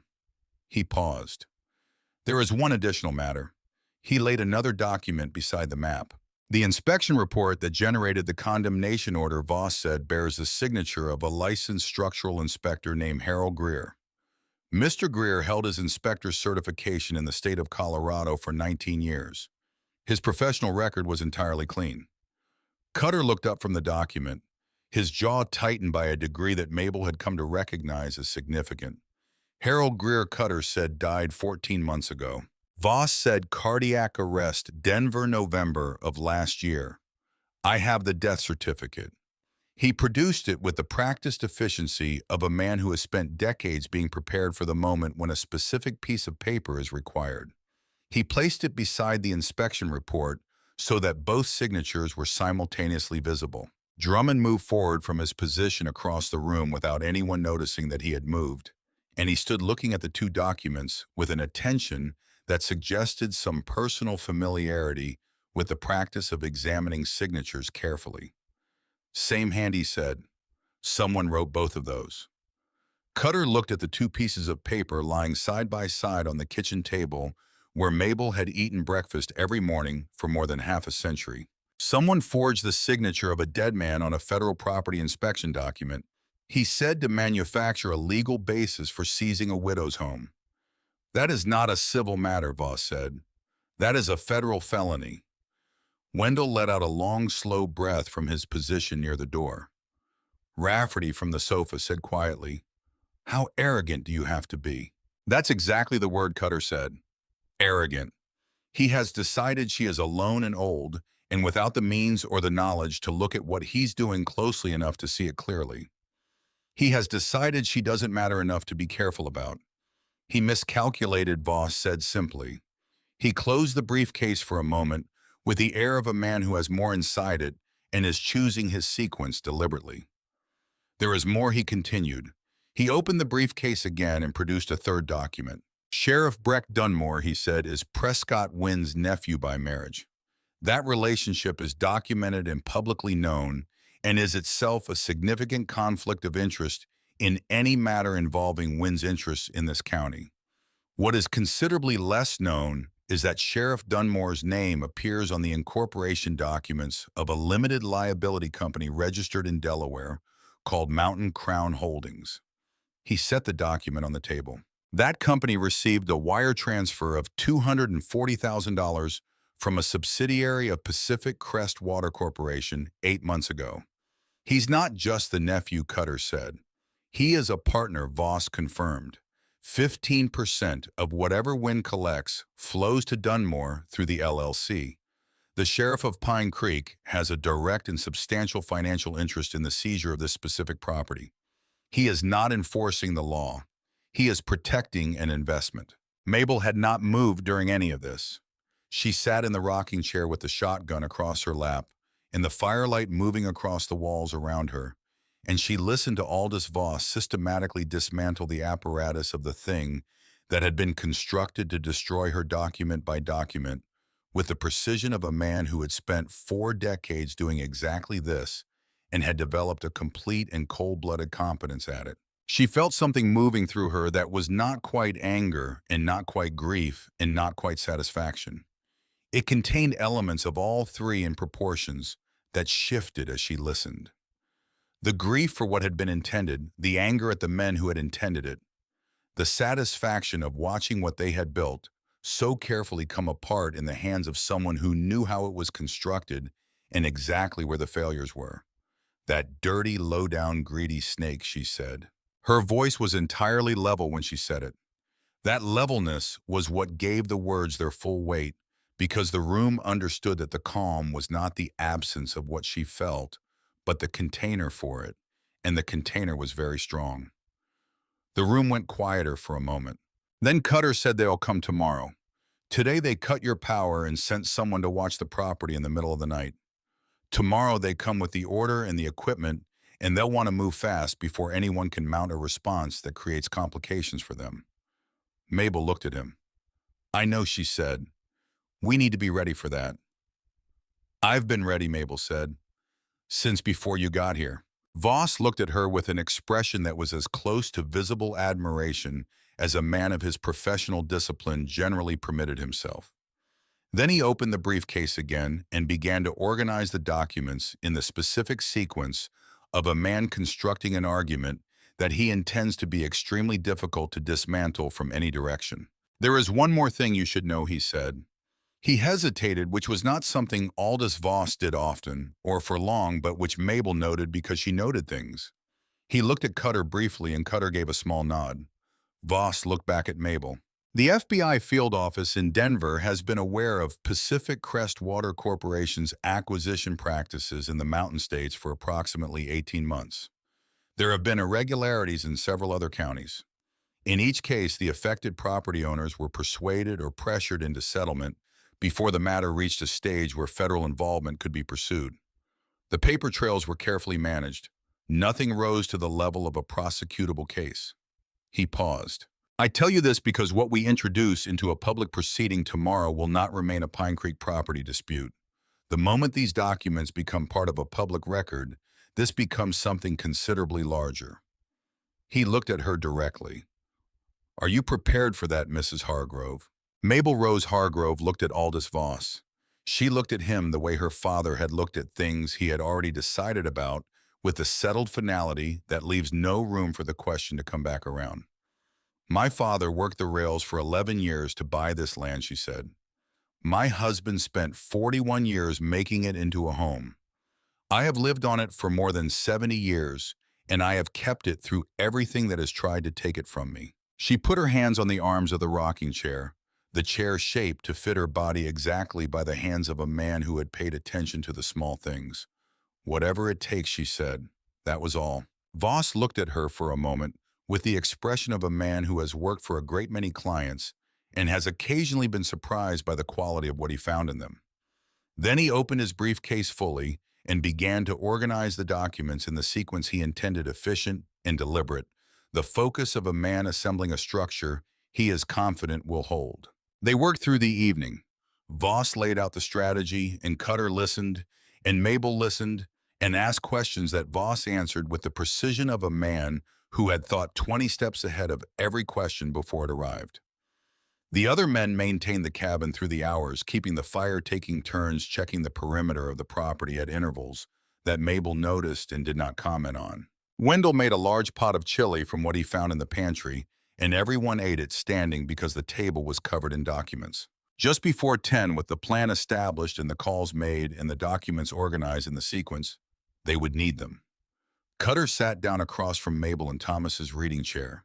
He sat in it the way you sit in a chair when you have been on your feet for a long time, and your body has finally registered what your will has been ignoring. Mabel looked at him sitting in Thomas's chair. She felt something she had not prepared herself for. Not grief exactly, but the outline of it. The shape of the space a person leaves recognizable when something or someone moves into it and makes the contours visible again. "You have children?" Cutter asked. "No," Mabel said. "We tried. It wasn't meant to be." He nodded. "Thomas sounds like he was a good man," he said. "He was the best man I ever knew," Mabel said. She looked at the fire. "He would have liked you." Cutter considered that for a moment. "Yeah," Mabel said. "You're not afraid of work, and you stay when it gets hard." She paused. "Thomas always said you can judge a man by two things, whether he does what he says he'll do and whether he stays." Cutter was quiet, looking at his hands. They were the hands of a man who had used them hard for a long time, the skin weathered and the knuckles thick, and the whole of them carrying the accumulated record of decades of difficult work. "My mother," he said. Then he stopped. Mabel waited. She had learned over a long life of sitting with people in difficult moments that some things needed space around them before they could come out in the right shape. "She had a house," he said finally, "in Denver. Small place, nothing notable about it, but she had worked 30 years at a school cafeteria to pay for it, and it was hers. When I was 26, a development company decided they needed the block it sat on. They ran a condemnation through the city council." He paused. Every piece of paper was in order. Everything they did was technically within the law. He looked at his hands. "I couldn't stop it," he said. "I didn't know then what I know now. I didn't have Voss. I just had anger and no idea what to do with it." He looked up. "That was 20 years ago. I've been carrying it ever since." Mabel looked at him for a long moment. "Well," she said, "now you found a place to put it." Cutter almost smiled. It was the closest she had seen from him, the brief movement of something across his face that was not quite the thing itself, but was undeniably its near relative. The fire burned down and was built back up. The men found their positions, and the cabin settled into the nighttime quiet it had kept for 50 years. Mabel lay in her bed and looked at the ceiling Thomas had built and listened to the familiar sounds of the cabin in winter cold, the woods settling, the distant wind in the pines, the low voices of the men on watch moving through the walls like something almost heard. She was not afraid. The fear was gone in the way a debt is gone when it has been paid in full, completely and without remainder. She had done everything she could do. The letter to Denver was already in the mail. Voss was at the table with his documents. Cutter Briggs and 8 other men were keeping watch in the cold. She closed her eyes. Down the service road at the far end where it curved into the pines and the darkness was complete, a light appeared in the late hours and sat still for a long time, watching the cabin with its warm windows. Then it went out. Drummond saw it from his position near the front window. He put another log on the fire. He went back to the wall and sat down and did not wake Mabel because there was nothing she needed to do with the information that she had not already done. He stared at the ceiling and the moving firelight and waited for morning. It was coming. The last hour before dawn is the coldest. Any man who has ever stood a full night's watch in the mountains knows this without being told. The temperature drops one final time in the hour before the sky begins to change, dropping the way a held breath finally releases, and the cold that comes in that last hour has a different quality than the cold of midnight. It is a finishing cold. A cold that means something is ending and something else is about to begin. Cutter Briggs stood on Mabel Hargrove's porch at 5 in the morning and felt that cold working through his thermal shirt and his vest and the leather cut he had put back on before the first gray suggestion of light appeared above the eastern ridge. He watched the sky above the mountain line with the steady patience of a man who had stood enough watches in enough difficult places to understand that the correct relationship to waiting is not resistance, but attention. Behind him, through the log walls, the cabin was already waking. Wendell was at the stove. The smell of coffee and something savory moved through the gap under the door with the unhurried confidence of smells that know they are welcome. Rafferty was up his ankle, wrapped tightly, moving carefully, but without complaint. Drummond was at the window that faced the service road, where he had been for most of the night, watching with the steady patience of a man who has learned that the most important things appear when you stop straining to see them and simply keep your eyes open. Aldous Voss had slept on the sofa in his cashmere overcoat with his briefcase on the floor beside him, and one hand resting on the handle, and he had been awake before Cutter, sitting up in the gray dark, reviewing documents by flashlight, with the concentrated focus of a man running through arguments he has already built and cannot stop refining, because refinement is how he works, and how he has always worked, and the habit does not pause for sleep. Mabel's door opened at 5:30.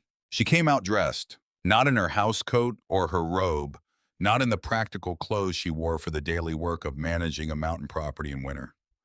She was dressed in the clothes she wore to church on the Sundays when the weather allowed the drive down the mountain to make sense. A dark wool skirt and a white blouse with a cameo pin at the collar that had belonged to her mother. Good shoes, the ones she polished and returned to their box on the closet shelf after each wearing. And on her head, set at an angle that made clear she had given the matter thought, a hat with a purple feather that curved down along the left side of the brim. She stood in the doorway of her bedroom and looked at the room full of men. The men looked back at her. Nobody said anything for a moment. The fire moved its light across the walls. The smell of coffee filled the room. Outside, the last dark of the mountain night was beginning to thin at the edges. Then Wendell Oakes, who was standing at the stove with Thomas's apron tied over his thermal shirt, turned and looked at Mabel in her Sunday clothes, and her mother's cameo, and her hat with the purple feather. And he said quietly and with complete sincerity, "Miss Mabel, you look like someone the devil himself would think twice about." Mabel smoothed the front of her skirt. "Sit down and eat," she said. "We have a long morning." They ate at the table and on the floor and standing at the counter. 8 men and a lawyer and a 74-year-old woman in her Sunday clothes, and the meal was eggs and toast, and the last of the bacon and coffee strong enough to hold a spoon upright. Nobody spoke much because there was nothing left to say that had not already been said. The plan was made. The documents were organized in Voss's briefcase in the precise sequence they would be needed. The calls had been made the previous evening, and the people on the other end of those calls had said what they needed to say. What remained was the doing of it, and the men in that room were people who understood the difference between the planning and the doing and did not confuse one for the other. At 7:15, Mabel went to the window. She stood there for a moment looking out at her land in the early light. The snow from the blizzard covered everything, deep and brilliant white. The pine trees on the north slope carrying their loads of snow on every branch, with the patient endurance of things that have been doing this for a very long time. The mountains behind it all were clear and enormous and permanent in the way that mountains are permanent, which is to say they had been there before any of this began and would be there long after all of it was finished. She said Thomas's name very quietly. Not a prayer exactly and not quite a conversation. Just his name, the way you say the name of someone who is not in the room but has never entirely left it either. Then she turned back to the room. "Let's go," she said. The Pine Creek Town Hall was a converted gymnasium attached to the elementary school on the main road through town. It smelled of floor wax and old coffee and the institutional quality of a space that has absorbed decades of community gatherings, the accumulated residue of town meetings and school events, and the various occasions that small towns create for themselves to confirm that they are still a community and not simply a collection of people living in proximity. The folding chairs were original to the building.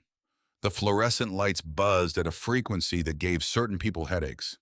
The painted forest backdrop from the school's last theatrical production was still on the stage at the far end because no one had gotten around to taking it down. By 8:30 in the morning, it was full. Prescott Wynn had been thorough in his preparation, and he had been busy. The story that had moved through Pine Creek in the previous 24 hours was a story of crisis carefully shaped and strategically distributed. An elderly woman, possibly not in full possession of her mental faculties, had been taken over by dangerous transients, members of a notorious motorcycle organization. The sheriff had attempted to execute a lawful order and had been met with threats and physically prevented from doing his duty. The situation had deteriorated. The community needed to come together before it got worse. Pine Creek was a small town, and small towns run on narrative on the story currently moving from household to household and acquiring weight and urgency with each transmission. Prescott Wynn understood this the way he understood most useful things about human nature, as a mechanism to be operated rather than a fact to be respected. He had put the right words in the right ears, and the story had done what stories do in small communities. It had grown. It had shed its complications and its ambiguities, and had become the story people already knew how to feel about innocent person in danger, threatening outsiders' community under siege. 230 people in that gymnasium were frightened and angry, and certain, which is the most dangerous combination available to a crowd. Wynn stood at the podium in his best suit, a dark charcoal that he wore when he needed people to feel they were in the presence of serious authority. Sheriff Breck Dunmore stood behind him to the right in full uniform hat, in his hands expression arranged to project the controlled concern that law enforcement learns because it is useful. 3 town council members sat at a table to the left, also in good clothes, also with expressions of controlled concern. The television camera from the regional news station in Colorado Springs was set up at the back of the room. Wynn had called them the previous afternoon. He understood that a camera changed the weight of a room, and he wanted that weight on his side. "Ladies and gentlemen," he said into the microphone, and the buzzing in the room subsided into the quiet of people who have been waiting to hear something confirmed. "We are facing a situation this morning that demands our collective response. One of our own, Mabel Hargrove, a widow and a longtime member of this community, is being held on her property against her will by individuals who have demonstrated their willingness to use force against lawful authority." He paused to let that settle. The county holds a legitimate and properly issued condemnation order against the Hargrove property issued for documented reasons of public safety. We have attempted to execute this order with care and respect for Mrs. Hargrove's situation. We have been met with obstruction and threats. The room murmured. Someone near the front said something that expressed shame and indignation. Wynn continued, his voice calibrated to the room, hitting the frequencies that produced the responses he wanted. He spoke about community responsibility and the rule of law and the obligation they shared to protect their most vulnerable neighbors. He spoke about the difficult decision he had been forced to make and the heavier decision he was being forced to make now. He was very good at this. He had been doing it for 20 years in various rooms with various audiences, and he had developed a complete and fluid command of the performance that transformed self-interest into apparent civic duty. He was drawing breath to continue when the doors at the back of the gymnasium opened. The sound they made was not dramatic. They were standard gymnasium doors, the hollow core kind with push bars, and they opened with the ordinary mechanical sound of a push bar being engaged and the rush of cold air from outside. Not a remarkable sound at all, but the room turned.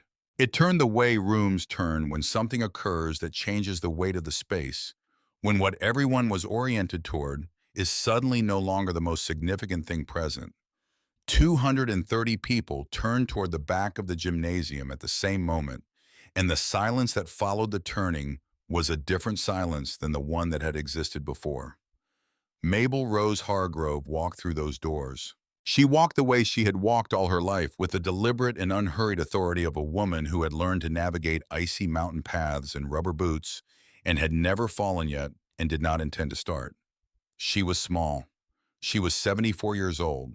She was wearing her Sunday clothes and her mother's cameo and her hat with the purple feather. And she walked down the center aisle of the Pine Creek Town Hall Gymnasium with her hand resting lightly on the arm of a very large man in a navy suit, and she looked at the 230 people in that room with the clear and settled eyes of someone who has been waiting for this moment and intends to use every second of it. Behind her came 8 men. They were not wearing leather. They were wearing button-down shirts in varying degrees of fit and slacks and dress shoes that in several cases had clearly been purchased that morning from the general merchandise store on Route 9. Rafferty was in a blue Oxford that was slightly too large in the shoulders, but was worn with the conviction of someone who has decided that conviction is the better part of presentation. Wendell's dress shirt, the largest size the store had carried, was doing serious structural work across the chest and shoulders and was succeeding through effort rather than ease. Drummond Finch had found a bolo tie somewhere and had committed to it with the complete and unironic certainty of a man who has made a decision and is not going to revisit it. They did not look like the photographs the news ran when it covered motorcycle clubs.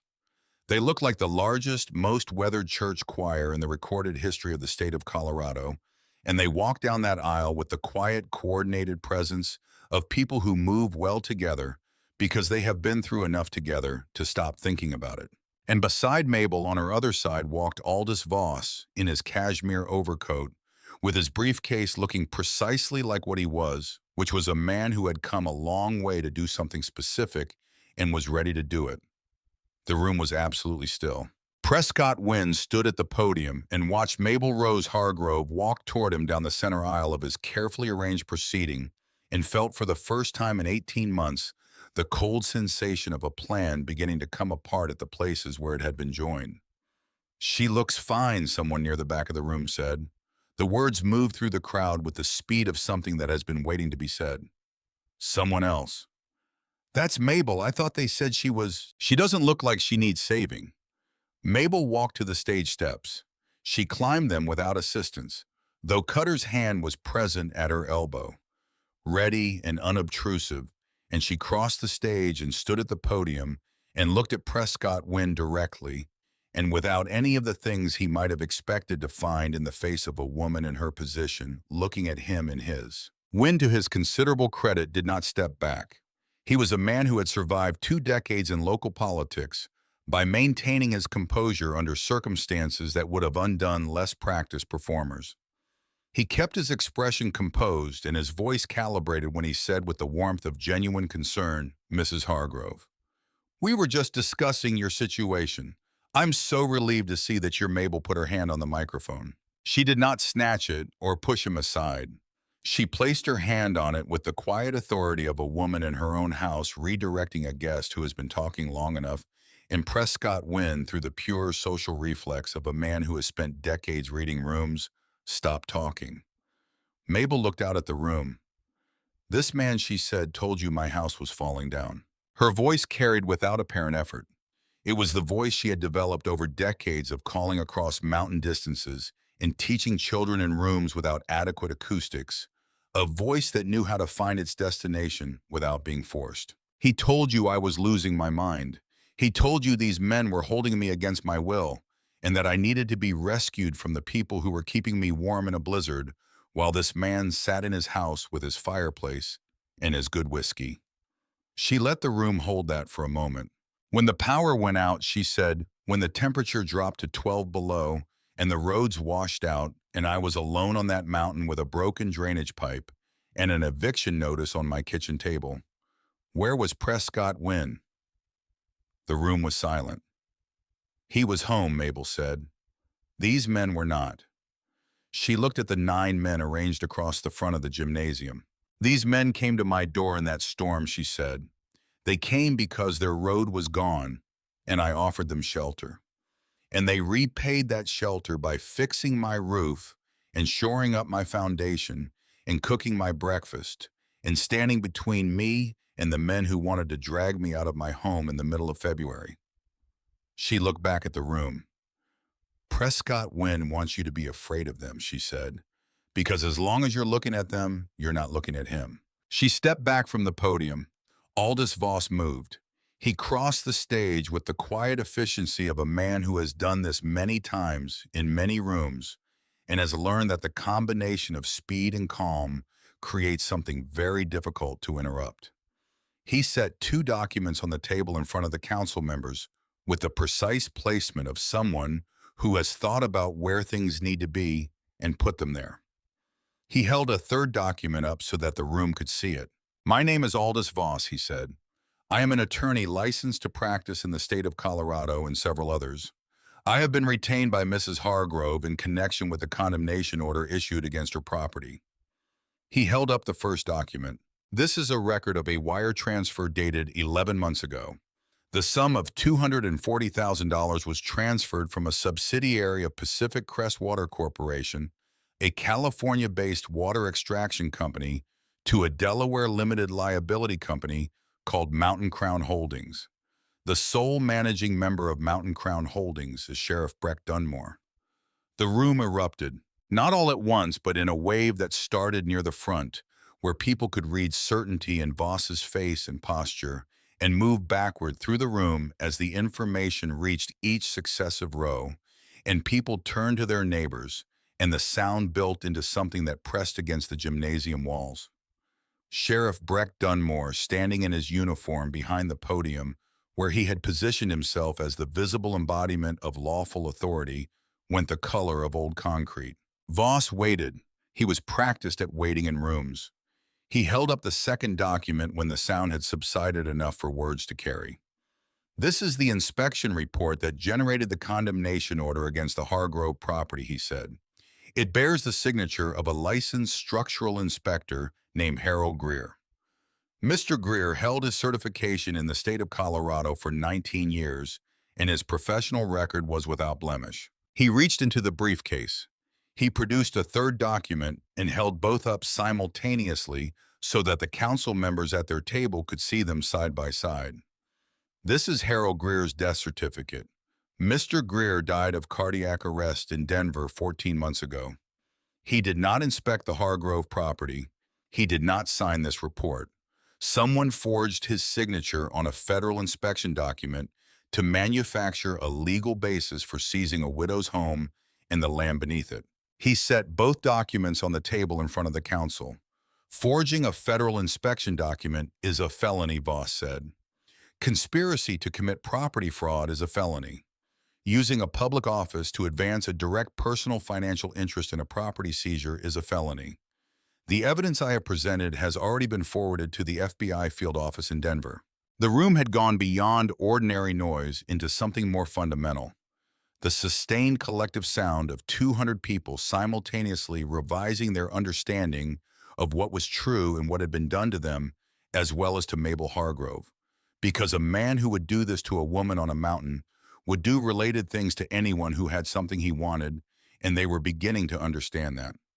Prescott Wynn moved. He came across the stage faster than a man in a charcoal suit and good shoes should have been able to move, his hand outstretched toward the documents on the council table, his face stripped of every layer of the performance he had spent years constructing and perfecting. What was underneath those layers was not something more appealing than what had been on top. "Give me those," he said, and his voice had lost everything that had ever made it sound like the voice of a reasonable man. Wendell Oaks stepped in front of the council table. He did not reach for Wynn. He did not raise his hands or adopt any posture that could be described as aggressive. He simply moved from where he had been standing to where Wynn needed to go and stood there, and the laws of physics, which do not make exceptions for charcoal suits or 20 years of political experience, did the rest. Wynn hit him at full stride and came back off him as though he had walked into the side of a building stumbling sideways, his arms working for balance at the edge of the stage. Drummond Finch's foot was there. It was a quiet extension of 1 foot a few inches in a particular direction. The kind of thing a man with quick reflexes and a certain dry understanding of how situations resolve might accomplish without appearing to have done anything intentional at all. Wynn's leading foot caught it, and his trailing foot had nowhere to go, and he went down. He hit the gymnasium floor face first in front of 230 voters and a television camera from Colorado Springs. The sound he made was not a sound that a man in a charcoal suit should make in a public setting. The laughter that followed was not the kind laughter. Mabel looked down at Prescott Wynn on the gymnasium floor. She had watched this man for 9 years. She had watched him stand at podiums and shake hands and arrange his face into whatever shape the occasion required: sincerity or gravity or concern, or the expression of a man who wants something and is confident he will get it. She had watched him with the steady attention of a woman who understood that what people want tells you more about them than anything they are willing to say. He looked up at her from the gymnasium floor, and even then, even in that moment with his suit scuffed and his composure entirely gone, and 200 people watching him from their folding chairs, the calculation tried to reassemble itself in his face. The reflex of a man who has spent 20 years finding the angle in every situation. "There is no angle here," Mabel said. She was not angry when she said it. She was tired in the specific way you are tired when something that has required years of sustained effort is finally and conclusively finished. The tiredness of completion rather than defeat. The doors at the back of the gymnasium opened again. These opened differently than Mabel's entrance had. They opened with the authority of people who are accustomed to doors opening for them because they carry with them the weight of federal mandate. And the four people who came through wore the specific clothing and carried themselves with the bearing of agents arriving at a location where federal authority has been requested and is about to be exercised. The room parted for them the way rooms always part for that kind of presence. The lead agent was a woman in her 40s with short dark hair and the expression of someone who has driven a long way and is prepared to complete the work that justified the drive. She walked to the counsel table and examined the documents Voss had laid out, looking at them with the careful attention of someone reading things that matter rather than things that merely need to be processed. She looked at Voss. "Mr. Voss," she said. "Agent Marsh," Voss said. "I believe I have several things for you." "I believe you do," she said. She picked up the documents from the table. Then she paused. She turned and looked at Mabel directly. Not with the look people give elderly women they have come to assist or to rescue or to manage, but with the look you give someone you have been waiting to meet because you have been looking at their work for some time and have formed a view of them based on it. "Mrs. Hargrove," Agent Celia Marsh said, "I want you to know something."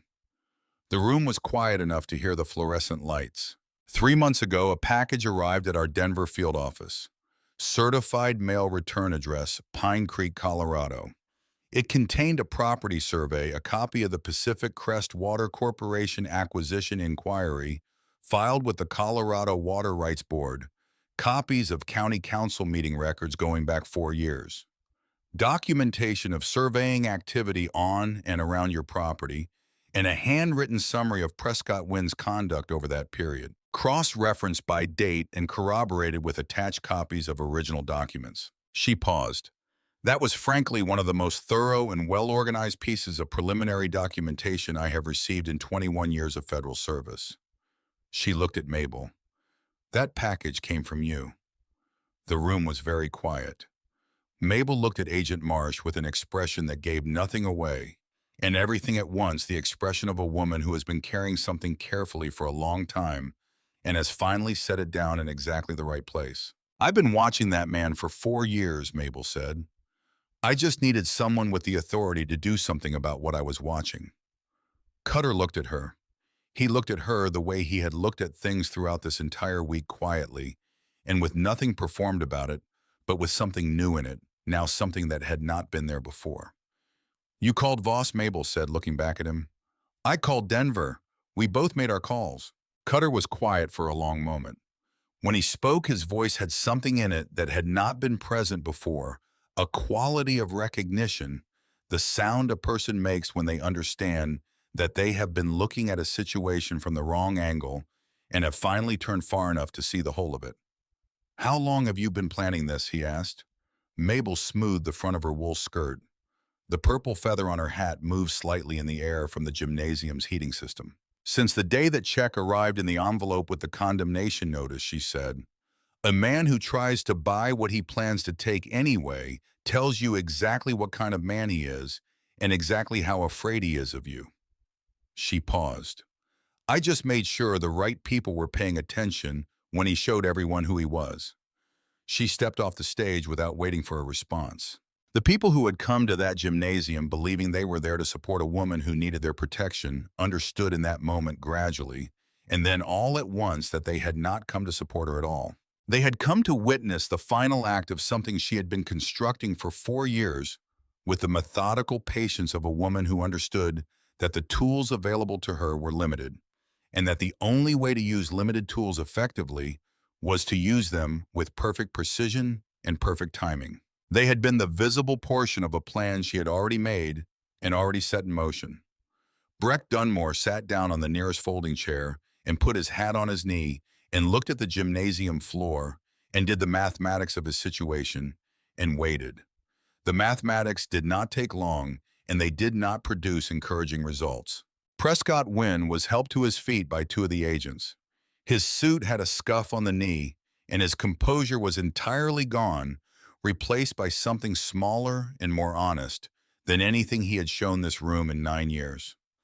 He looked at the people in the folding chairs who had come to his meeting and saw in their faces the expression of an audience that has watched a performance and understood too late that the performance was not the one they had been told they were attending. He looked at Mabel. "This isn't over," he said. The smoothness was trying to come back into his voice out of pure habit. "You don't understand what you've started." Mabel looked at him. "The law," she said. Her voice reached every corner of the gymnasium without effort, the same voice that had called across mountain distances for 7 decades. "Maybe." She let the word stand in the air by itself for a moment. "But justice is mine." They took Prescott Wynn out of the Pine Creek Town Hall in handcuffs at 9:47 in the morning, and they took Sheriff Breck Dunmore out 7 minutes after that, and the television camera from Colorado Springs recorded both exits with the thoroughness that news cameras bring to moments they understand will be shown many times in many places.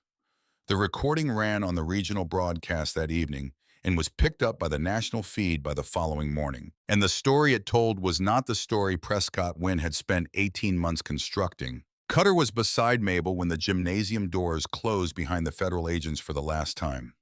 He looked at her.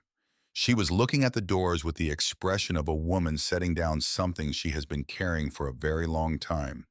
The careful, deliberate release of weight that has been held so long the muscles have forgotten what it feels like to be without it. "Told you," he said quietly. Mabel turned. "Told me," what she said. "That bullies count on their victims being alone." Mabel was quiet for a moment, looking at him. "I was never entirely alone," she said. "I had Thomas's house and my father's land and 74 years of knowing exactly what I was standing on." She looked at Cutter with an expression that was not warm exactly, or not only warm, but contained the regard that develops between people who have been through something real together and have emerged from it having seen each other clearly. "You just made it harder for them to pretend otherwise," she said. The men stayed one more day. Mabel had expected them to leave that afternoon after the handcuffs and the camera and all the machinery of consequence that Voss had set in motion. She had expected them to go to wherever they had been going when the blizzard caught them back to the lives they maintained in the spaces between. Instead, they stayed and they worked. And the work they did was not the urgent, necessary work of the previous morning, but the slower and more considered work of people who are attending to things because the things deserve attention. They split wood through the afternoon until the stack against the north wall of the cabin was tall enough to see a household through 3 hard winters. Wendell repacked the firewood shed with the methodical precision of someone building something meant to endure. Drummond repaired the east gutter that had been pulling loose from the fascia since the previous summer, working with the care of a man who does not leave a job in a condition he would not be satisfied with himself. Rafferty, under clear instructions to keep his ankle elevated and under the supervision of his own conscience, to honor those instructions at least partially, sat on the porch and sorted the hardware from Thomas's old toolbox, organizing nails and screws and bolts by size into labeled mason jars with the serious concentration of someone who finds the work genuinely satisfying rather than merely occupying. Cutter spent the afternoon under the cabin again, checking the previous day's repairs with the thoroughness of someone who does not accept other people's assessments of their own work without verification, adding brackets in 2 places, where the wood had aged in ways that would matter in another 5 years if left unaddressed. By evening, the cabin was in better structural condition than it had been in 15 years. At dusk, they gathered on the porch without arrangement, drawn out by the mountains, doing what they do in winter at that hour, turning colors that have no precise names in any standard vocabulary. The pink and the amber and the shade between purple and gray that comes in the last minutes before the cold dark settles in for the night. The valley below was already in shadow. Up on the mountain, the last light held a little longer the way it always does at elevation, as though the height itself delays the dark by a matter of minutes that feel like more than minutes. Mabel stood at the porch railing and looked at her land. She looked at the meadow where the aquifer ran $40 million deep under the snow. The meadow her father had walked in 1930 when he first came to see what 11 years of his life had purchased. She looked at the pine grove on the north slope where Thomas had built a wooden bench so she could sit and watch the mountains come alive in the early morning without having to stand to do it. She looked at the mountains themselves and the sky going dark above them. She thought that Solomon Hargrove, standing on this land in 1930 with his $40 spent and 47 acres under his feet, and everything he had built his entire adult life finally solid beneath him, would have found this week satisfactory. All things considered, Cutter came and stood beside her at the railing. They stood without talking for a while, which was easy between them now, the silence comfortable and undemanding in the way that silences become between people who have earned the right to them. He reached into his vest and held something in his open palm before he spoke. "Mabel," he said, "there's something we do. In the club, when we find someone who deserves to be looked after by us." He paused. "We don't do it often. It isn't given lightly." She looked at what he was holding, a patch small the size of a playing card, dark fabric. On it, embroidered in red thread, a heart with a blade through it. Simple. Nothing like the elaborate insignia on their cuts, nothing designed to impress. Designed to mean something. "It means this property is a sanctioned stop," Cutter said. "Any rider anywhere who sees this knows this place is under protection, knows who to contact if something goes wrong here." He looked at her. "And it means family, our kind of family, which I understand is an unusual thing to offer and maybe an unusual thing to receive." Mabel looked at the patch in his palm. She thought about a night 3 days ago when she had stood on these porch steps in a blizzard with a kerosene lantern and made a decision about what kind of woman she was going to be, about the things that were coming for her. She thought about Thomas's voice in her head, clear as a struck bell. She thought about the check burning to ash in the grate, and the envelope on its way to Denver, and everything that had followed from those two acts. She held out her hand. Cutter placed the patch in her palm. He took a pin from his vest pocket and pinned it carefully to the lapel of her Sunday coat, the coat she had put on that morning when she decided what kind of morning it was going to be. He stepped back and looked at it for a moment. "For life," he said. Mabel touched the patch with her fingertips. It was heavier than it looked. Things that meant something usually were. Wendell appeared in the doorway behind them, filling it the way he filled most doorways, completely, and without apparent awareness that not all doorways were designed with him in mind.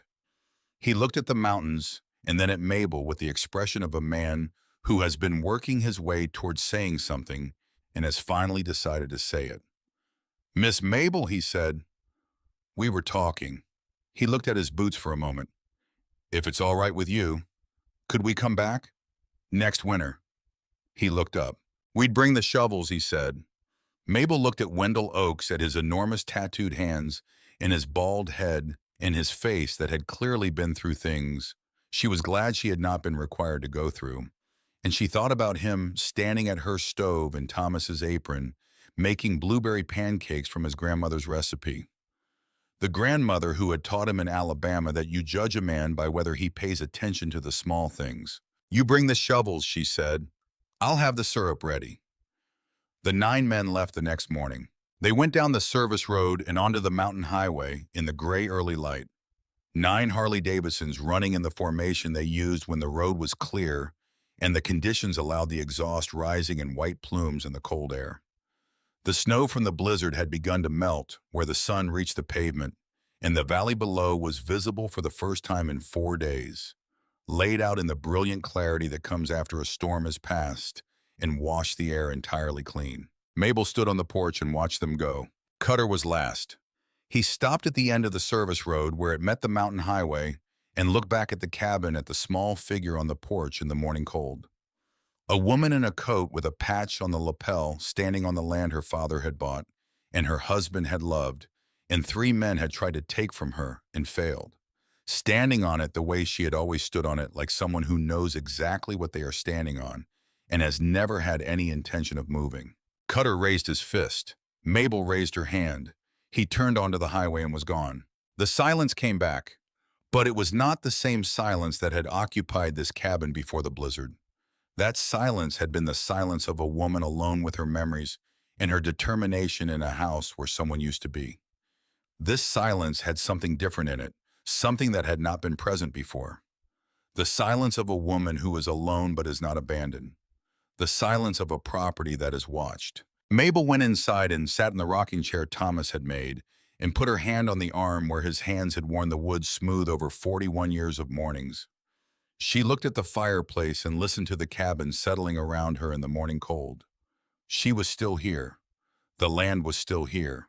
The years that followed accumulated the way the most meaningful years do, quietly and without announcing themselves, their significance only fully visible when you step back far enough to see the whole shape of what they made.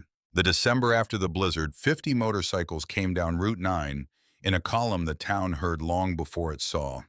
They brought turkeys and Christmas trees and boxes of toys for the children's home in town. Wendell installed a professional-grade generator in an afternoon, while Mabel fed everyone cornbread and chili. Rafferty, walking without a limp, now organized the unloading with the same focused competence he had brought to the porch in the storm. The year after that, more came. 80. Then more still. By 2001, it had a name.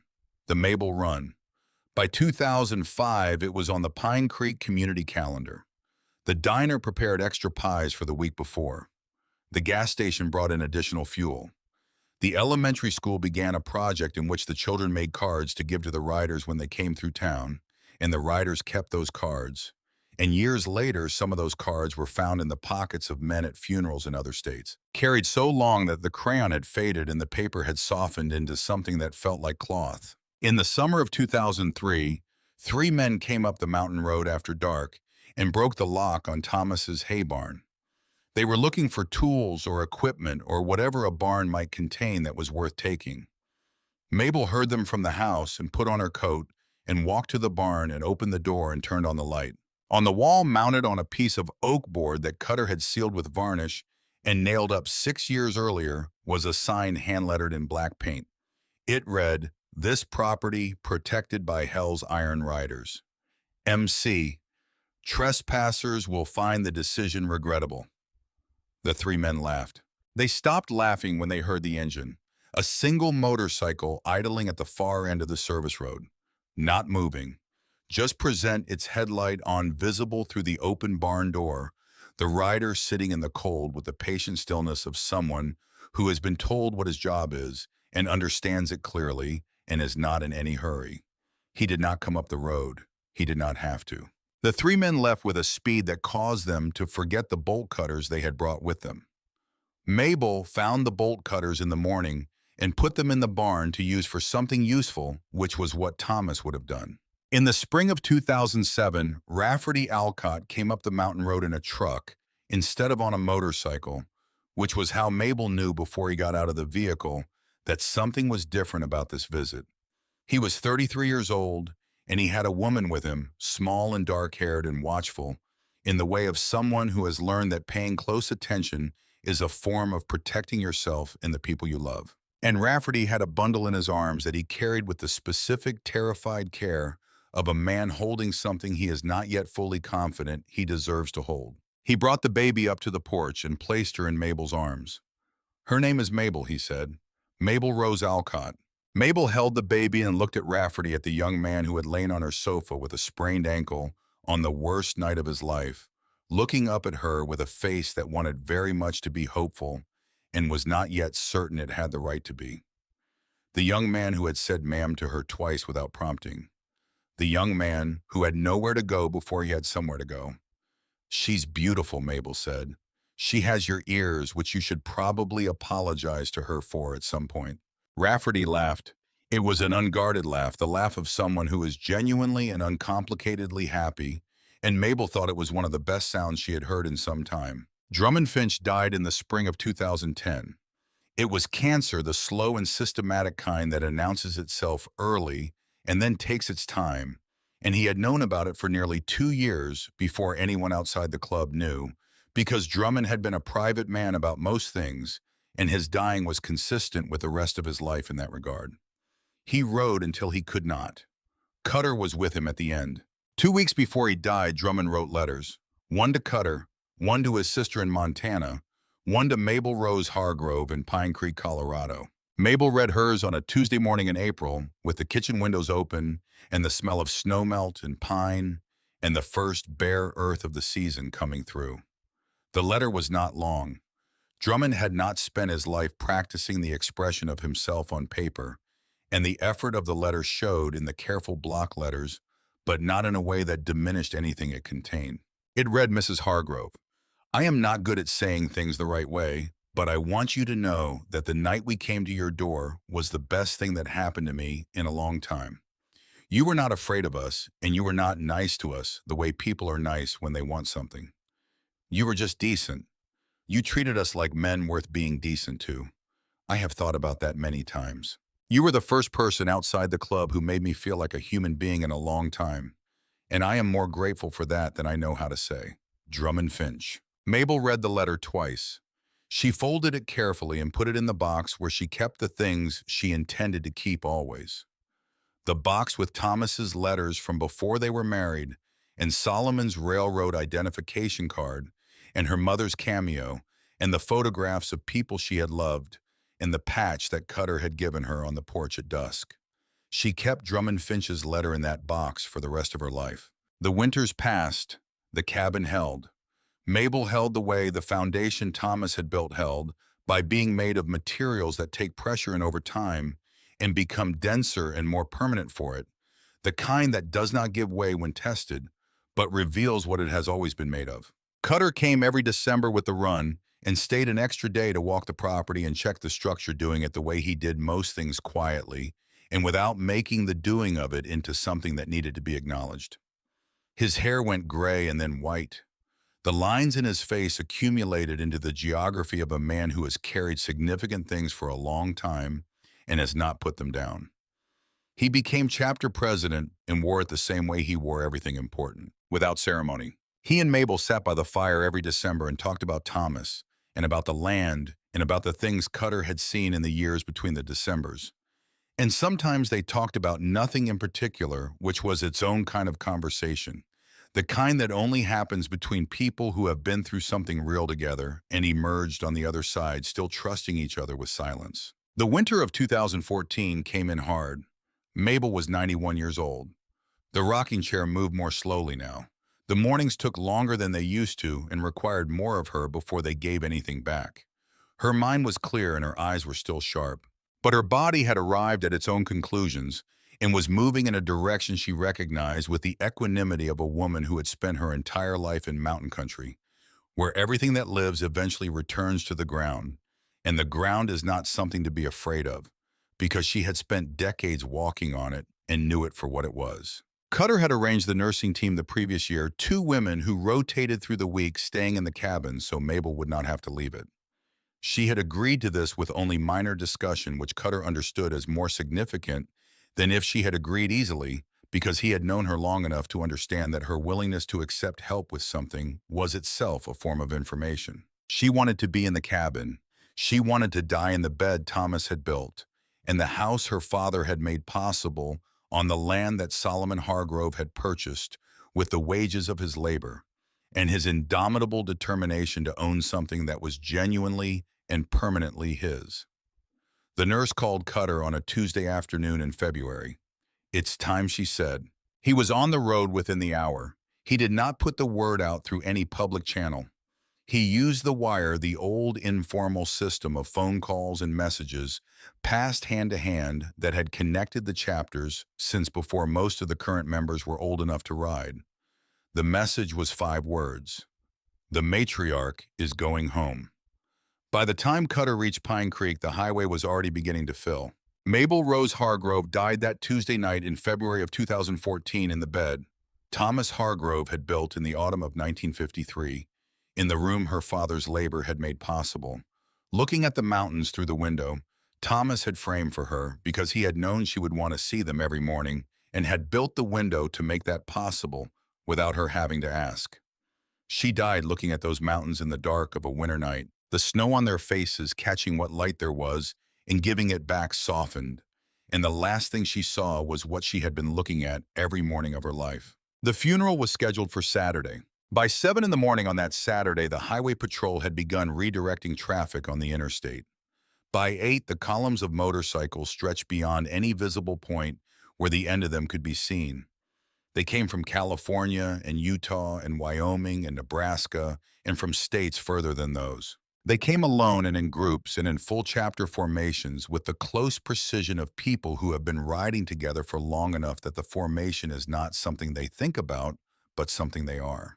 The sound they made filled the valley from one side to the other and bounced back off the mountain faces, changed and layered into something that had not been heard in this part of Colorado before. 3,000 motorcycles, Hell's Iron Riders, Banderos, Iron Wolves, Pagans. Clubs that had been active enemies for 30 years rode side by side with their flags lowered, because the woman they had come for had never concerned herself with the differences between them, and they were not going to dishonor her memory by making those differences matter now. Respect recognizes respect. It crosses whatever lines you draw to find its counterpart. The procession was 5 miles long. Pine Creek stood on its porches and its sidewalks and watched them come.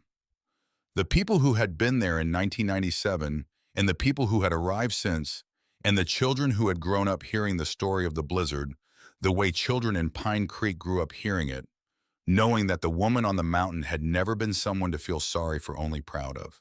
At the cemetery, the crowd spread over the hill and down the other side, and into the adjacent field that the groundskeeper had quietly opened, knowing there would be no containing this to the designated space. Cutter Briggs stood at the edge of the grave in his cut, the president patch weathered and soft from years of constant wearing.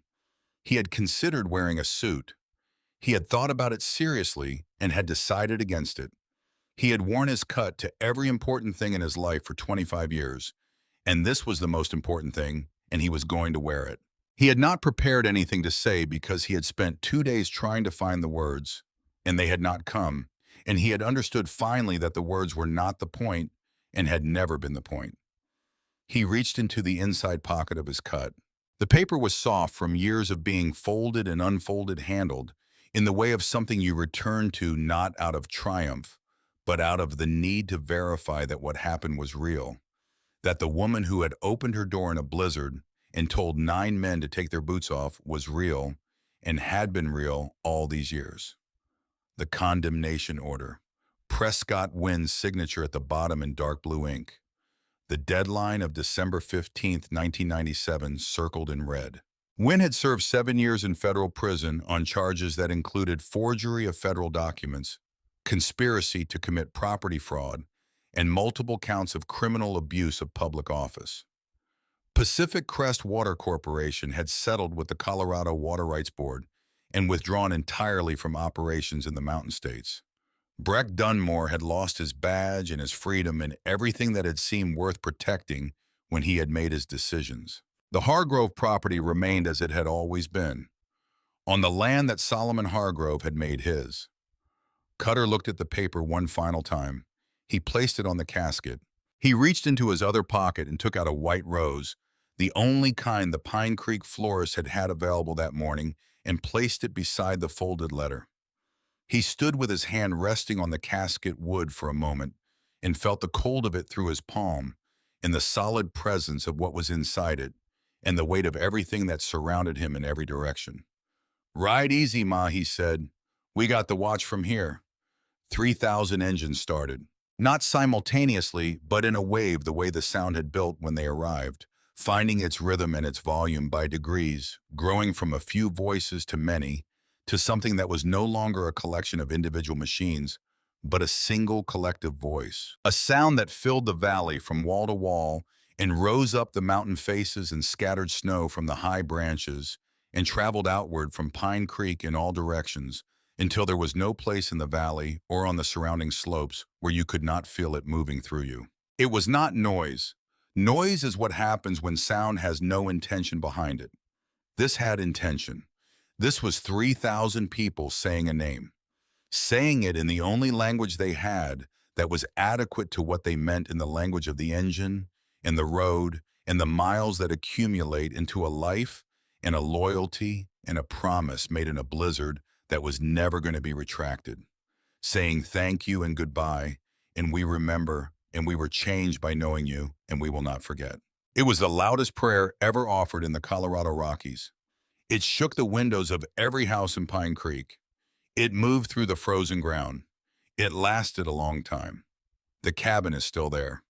It stands on 47 acres of mountain land outside Pine Creek, Colorado, on the land that Solomon Hargrove purchased in 1930 with cash he had saved over 11 years on the rails, the land his daughter kept for 74 years against everything that tried to take it from her. The garden is tended by people from town who took it on after Mabel died and have not stopped. The roof is sound. The porch is solid. The rocking chair sits beside the fireplace in the place it has always occupied, shaped to fit a woman who no longer needs it and will not be sitting in it again and is present in it. Nonetheless, the way certain things remain present in the objects made to receive them. There is a bronze plaque on the front wall beside the door. It was placed there by an anonymous trust administered out of Chicago, and if you pressed Aldous Voss about his involvement, he would neither confirm nor deny it, which was itself a sufficient answer for anyone who understood how Voss operated. The plaque does not list dates. It does not list accomplishments or positions held or recognitions received. It says, Mabel Rose Hargrove. She offered shelter to the storm, and the storm became her shield. On cold winter nights in Pine Creek, when the wind comes down off the mountain, the way it came down in December of 1997, and the temperature drops hard, and the snow comes sideways, and the valley below goes dark and quiet. Under the weight of it, the people who live in the houses along the lower road will sometimes hear something that might be the wind finding the gaps in the tree line, or might be something else entirely. A low sound moving and circling, steady and patient and unhurried, following the property line with the persistence of something that has made a commitment and intends to honor it regardless of the weather or the hour, or how many years have passed since the commitment was made. The locals know what it is. They have known for a long time. They turn in their warm beds or they stand at their windows and look up toward the mountain, and they feel the vibration in their chests, and they go back to sleep without fear, because they know exactly what the sound means and exactly who it is for. It means the watch is kept. It means the promise made in a blizzard in the winter of 1997 by a woman with a lantern and 9 men who stayed was not the kind of promise that has an end date written into it. It means that somewhere up on that mountain on the land, a railroad man bought with the wages of his labor, and that his daughter held for 74 years against everything that tried to take it the storm that came to destroy, has been standing guard instead, as it always will.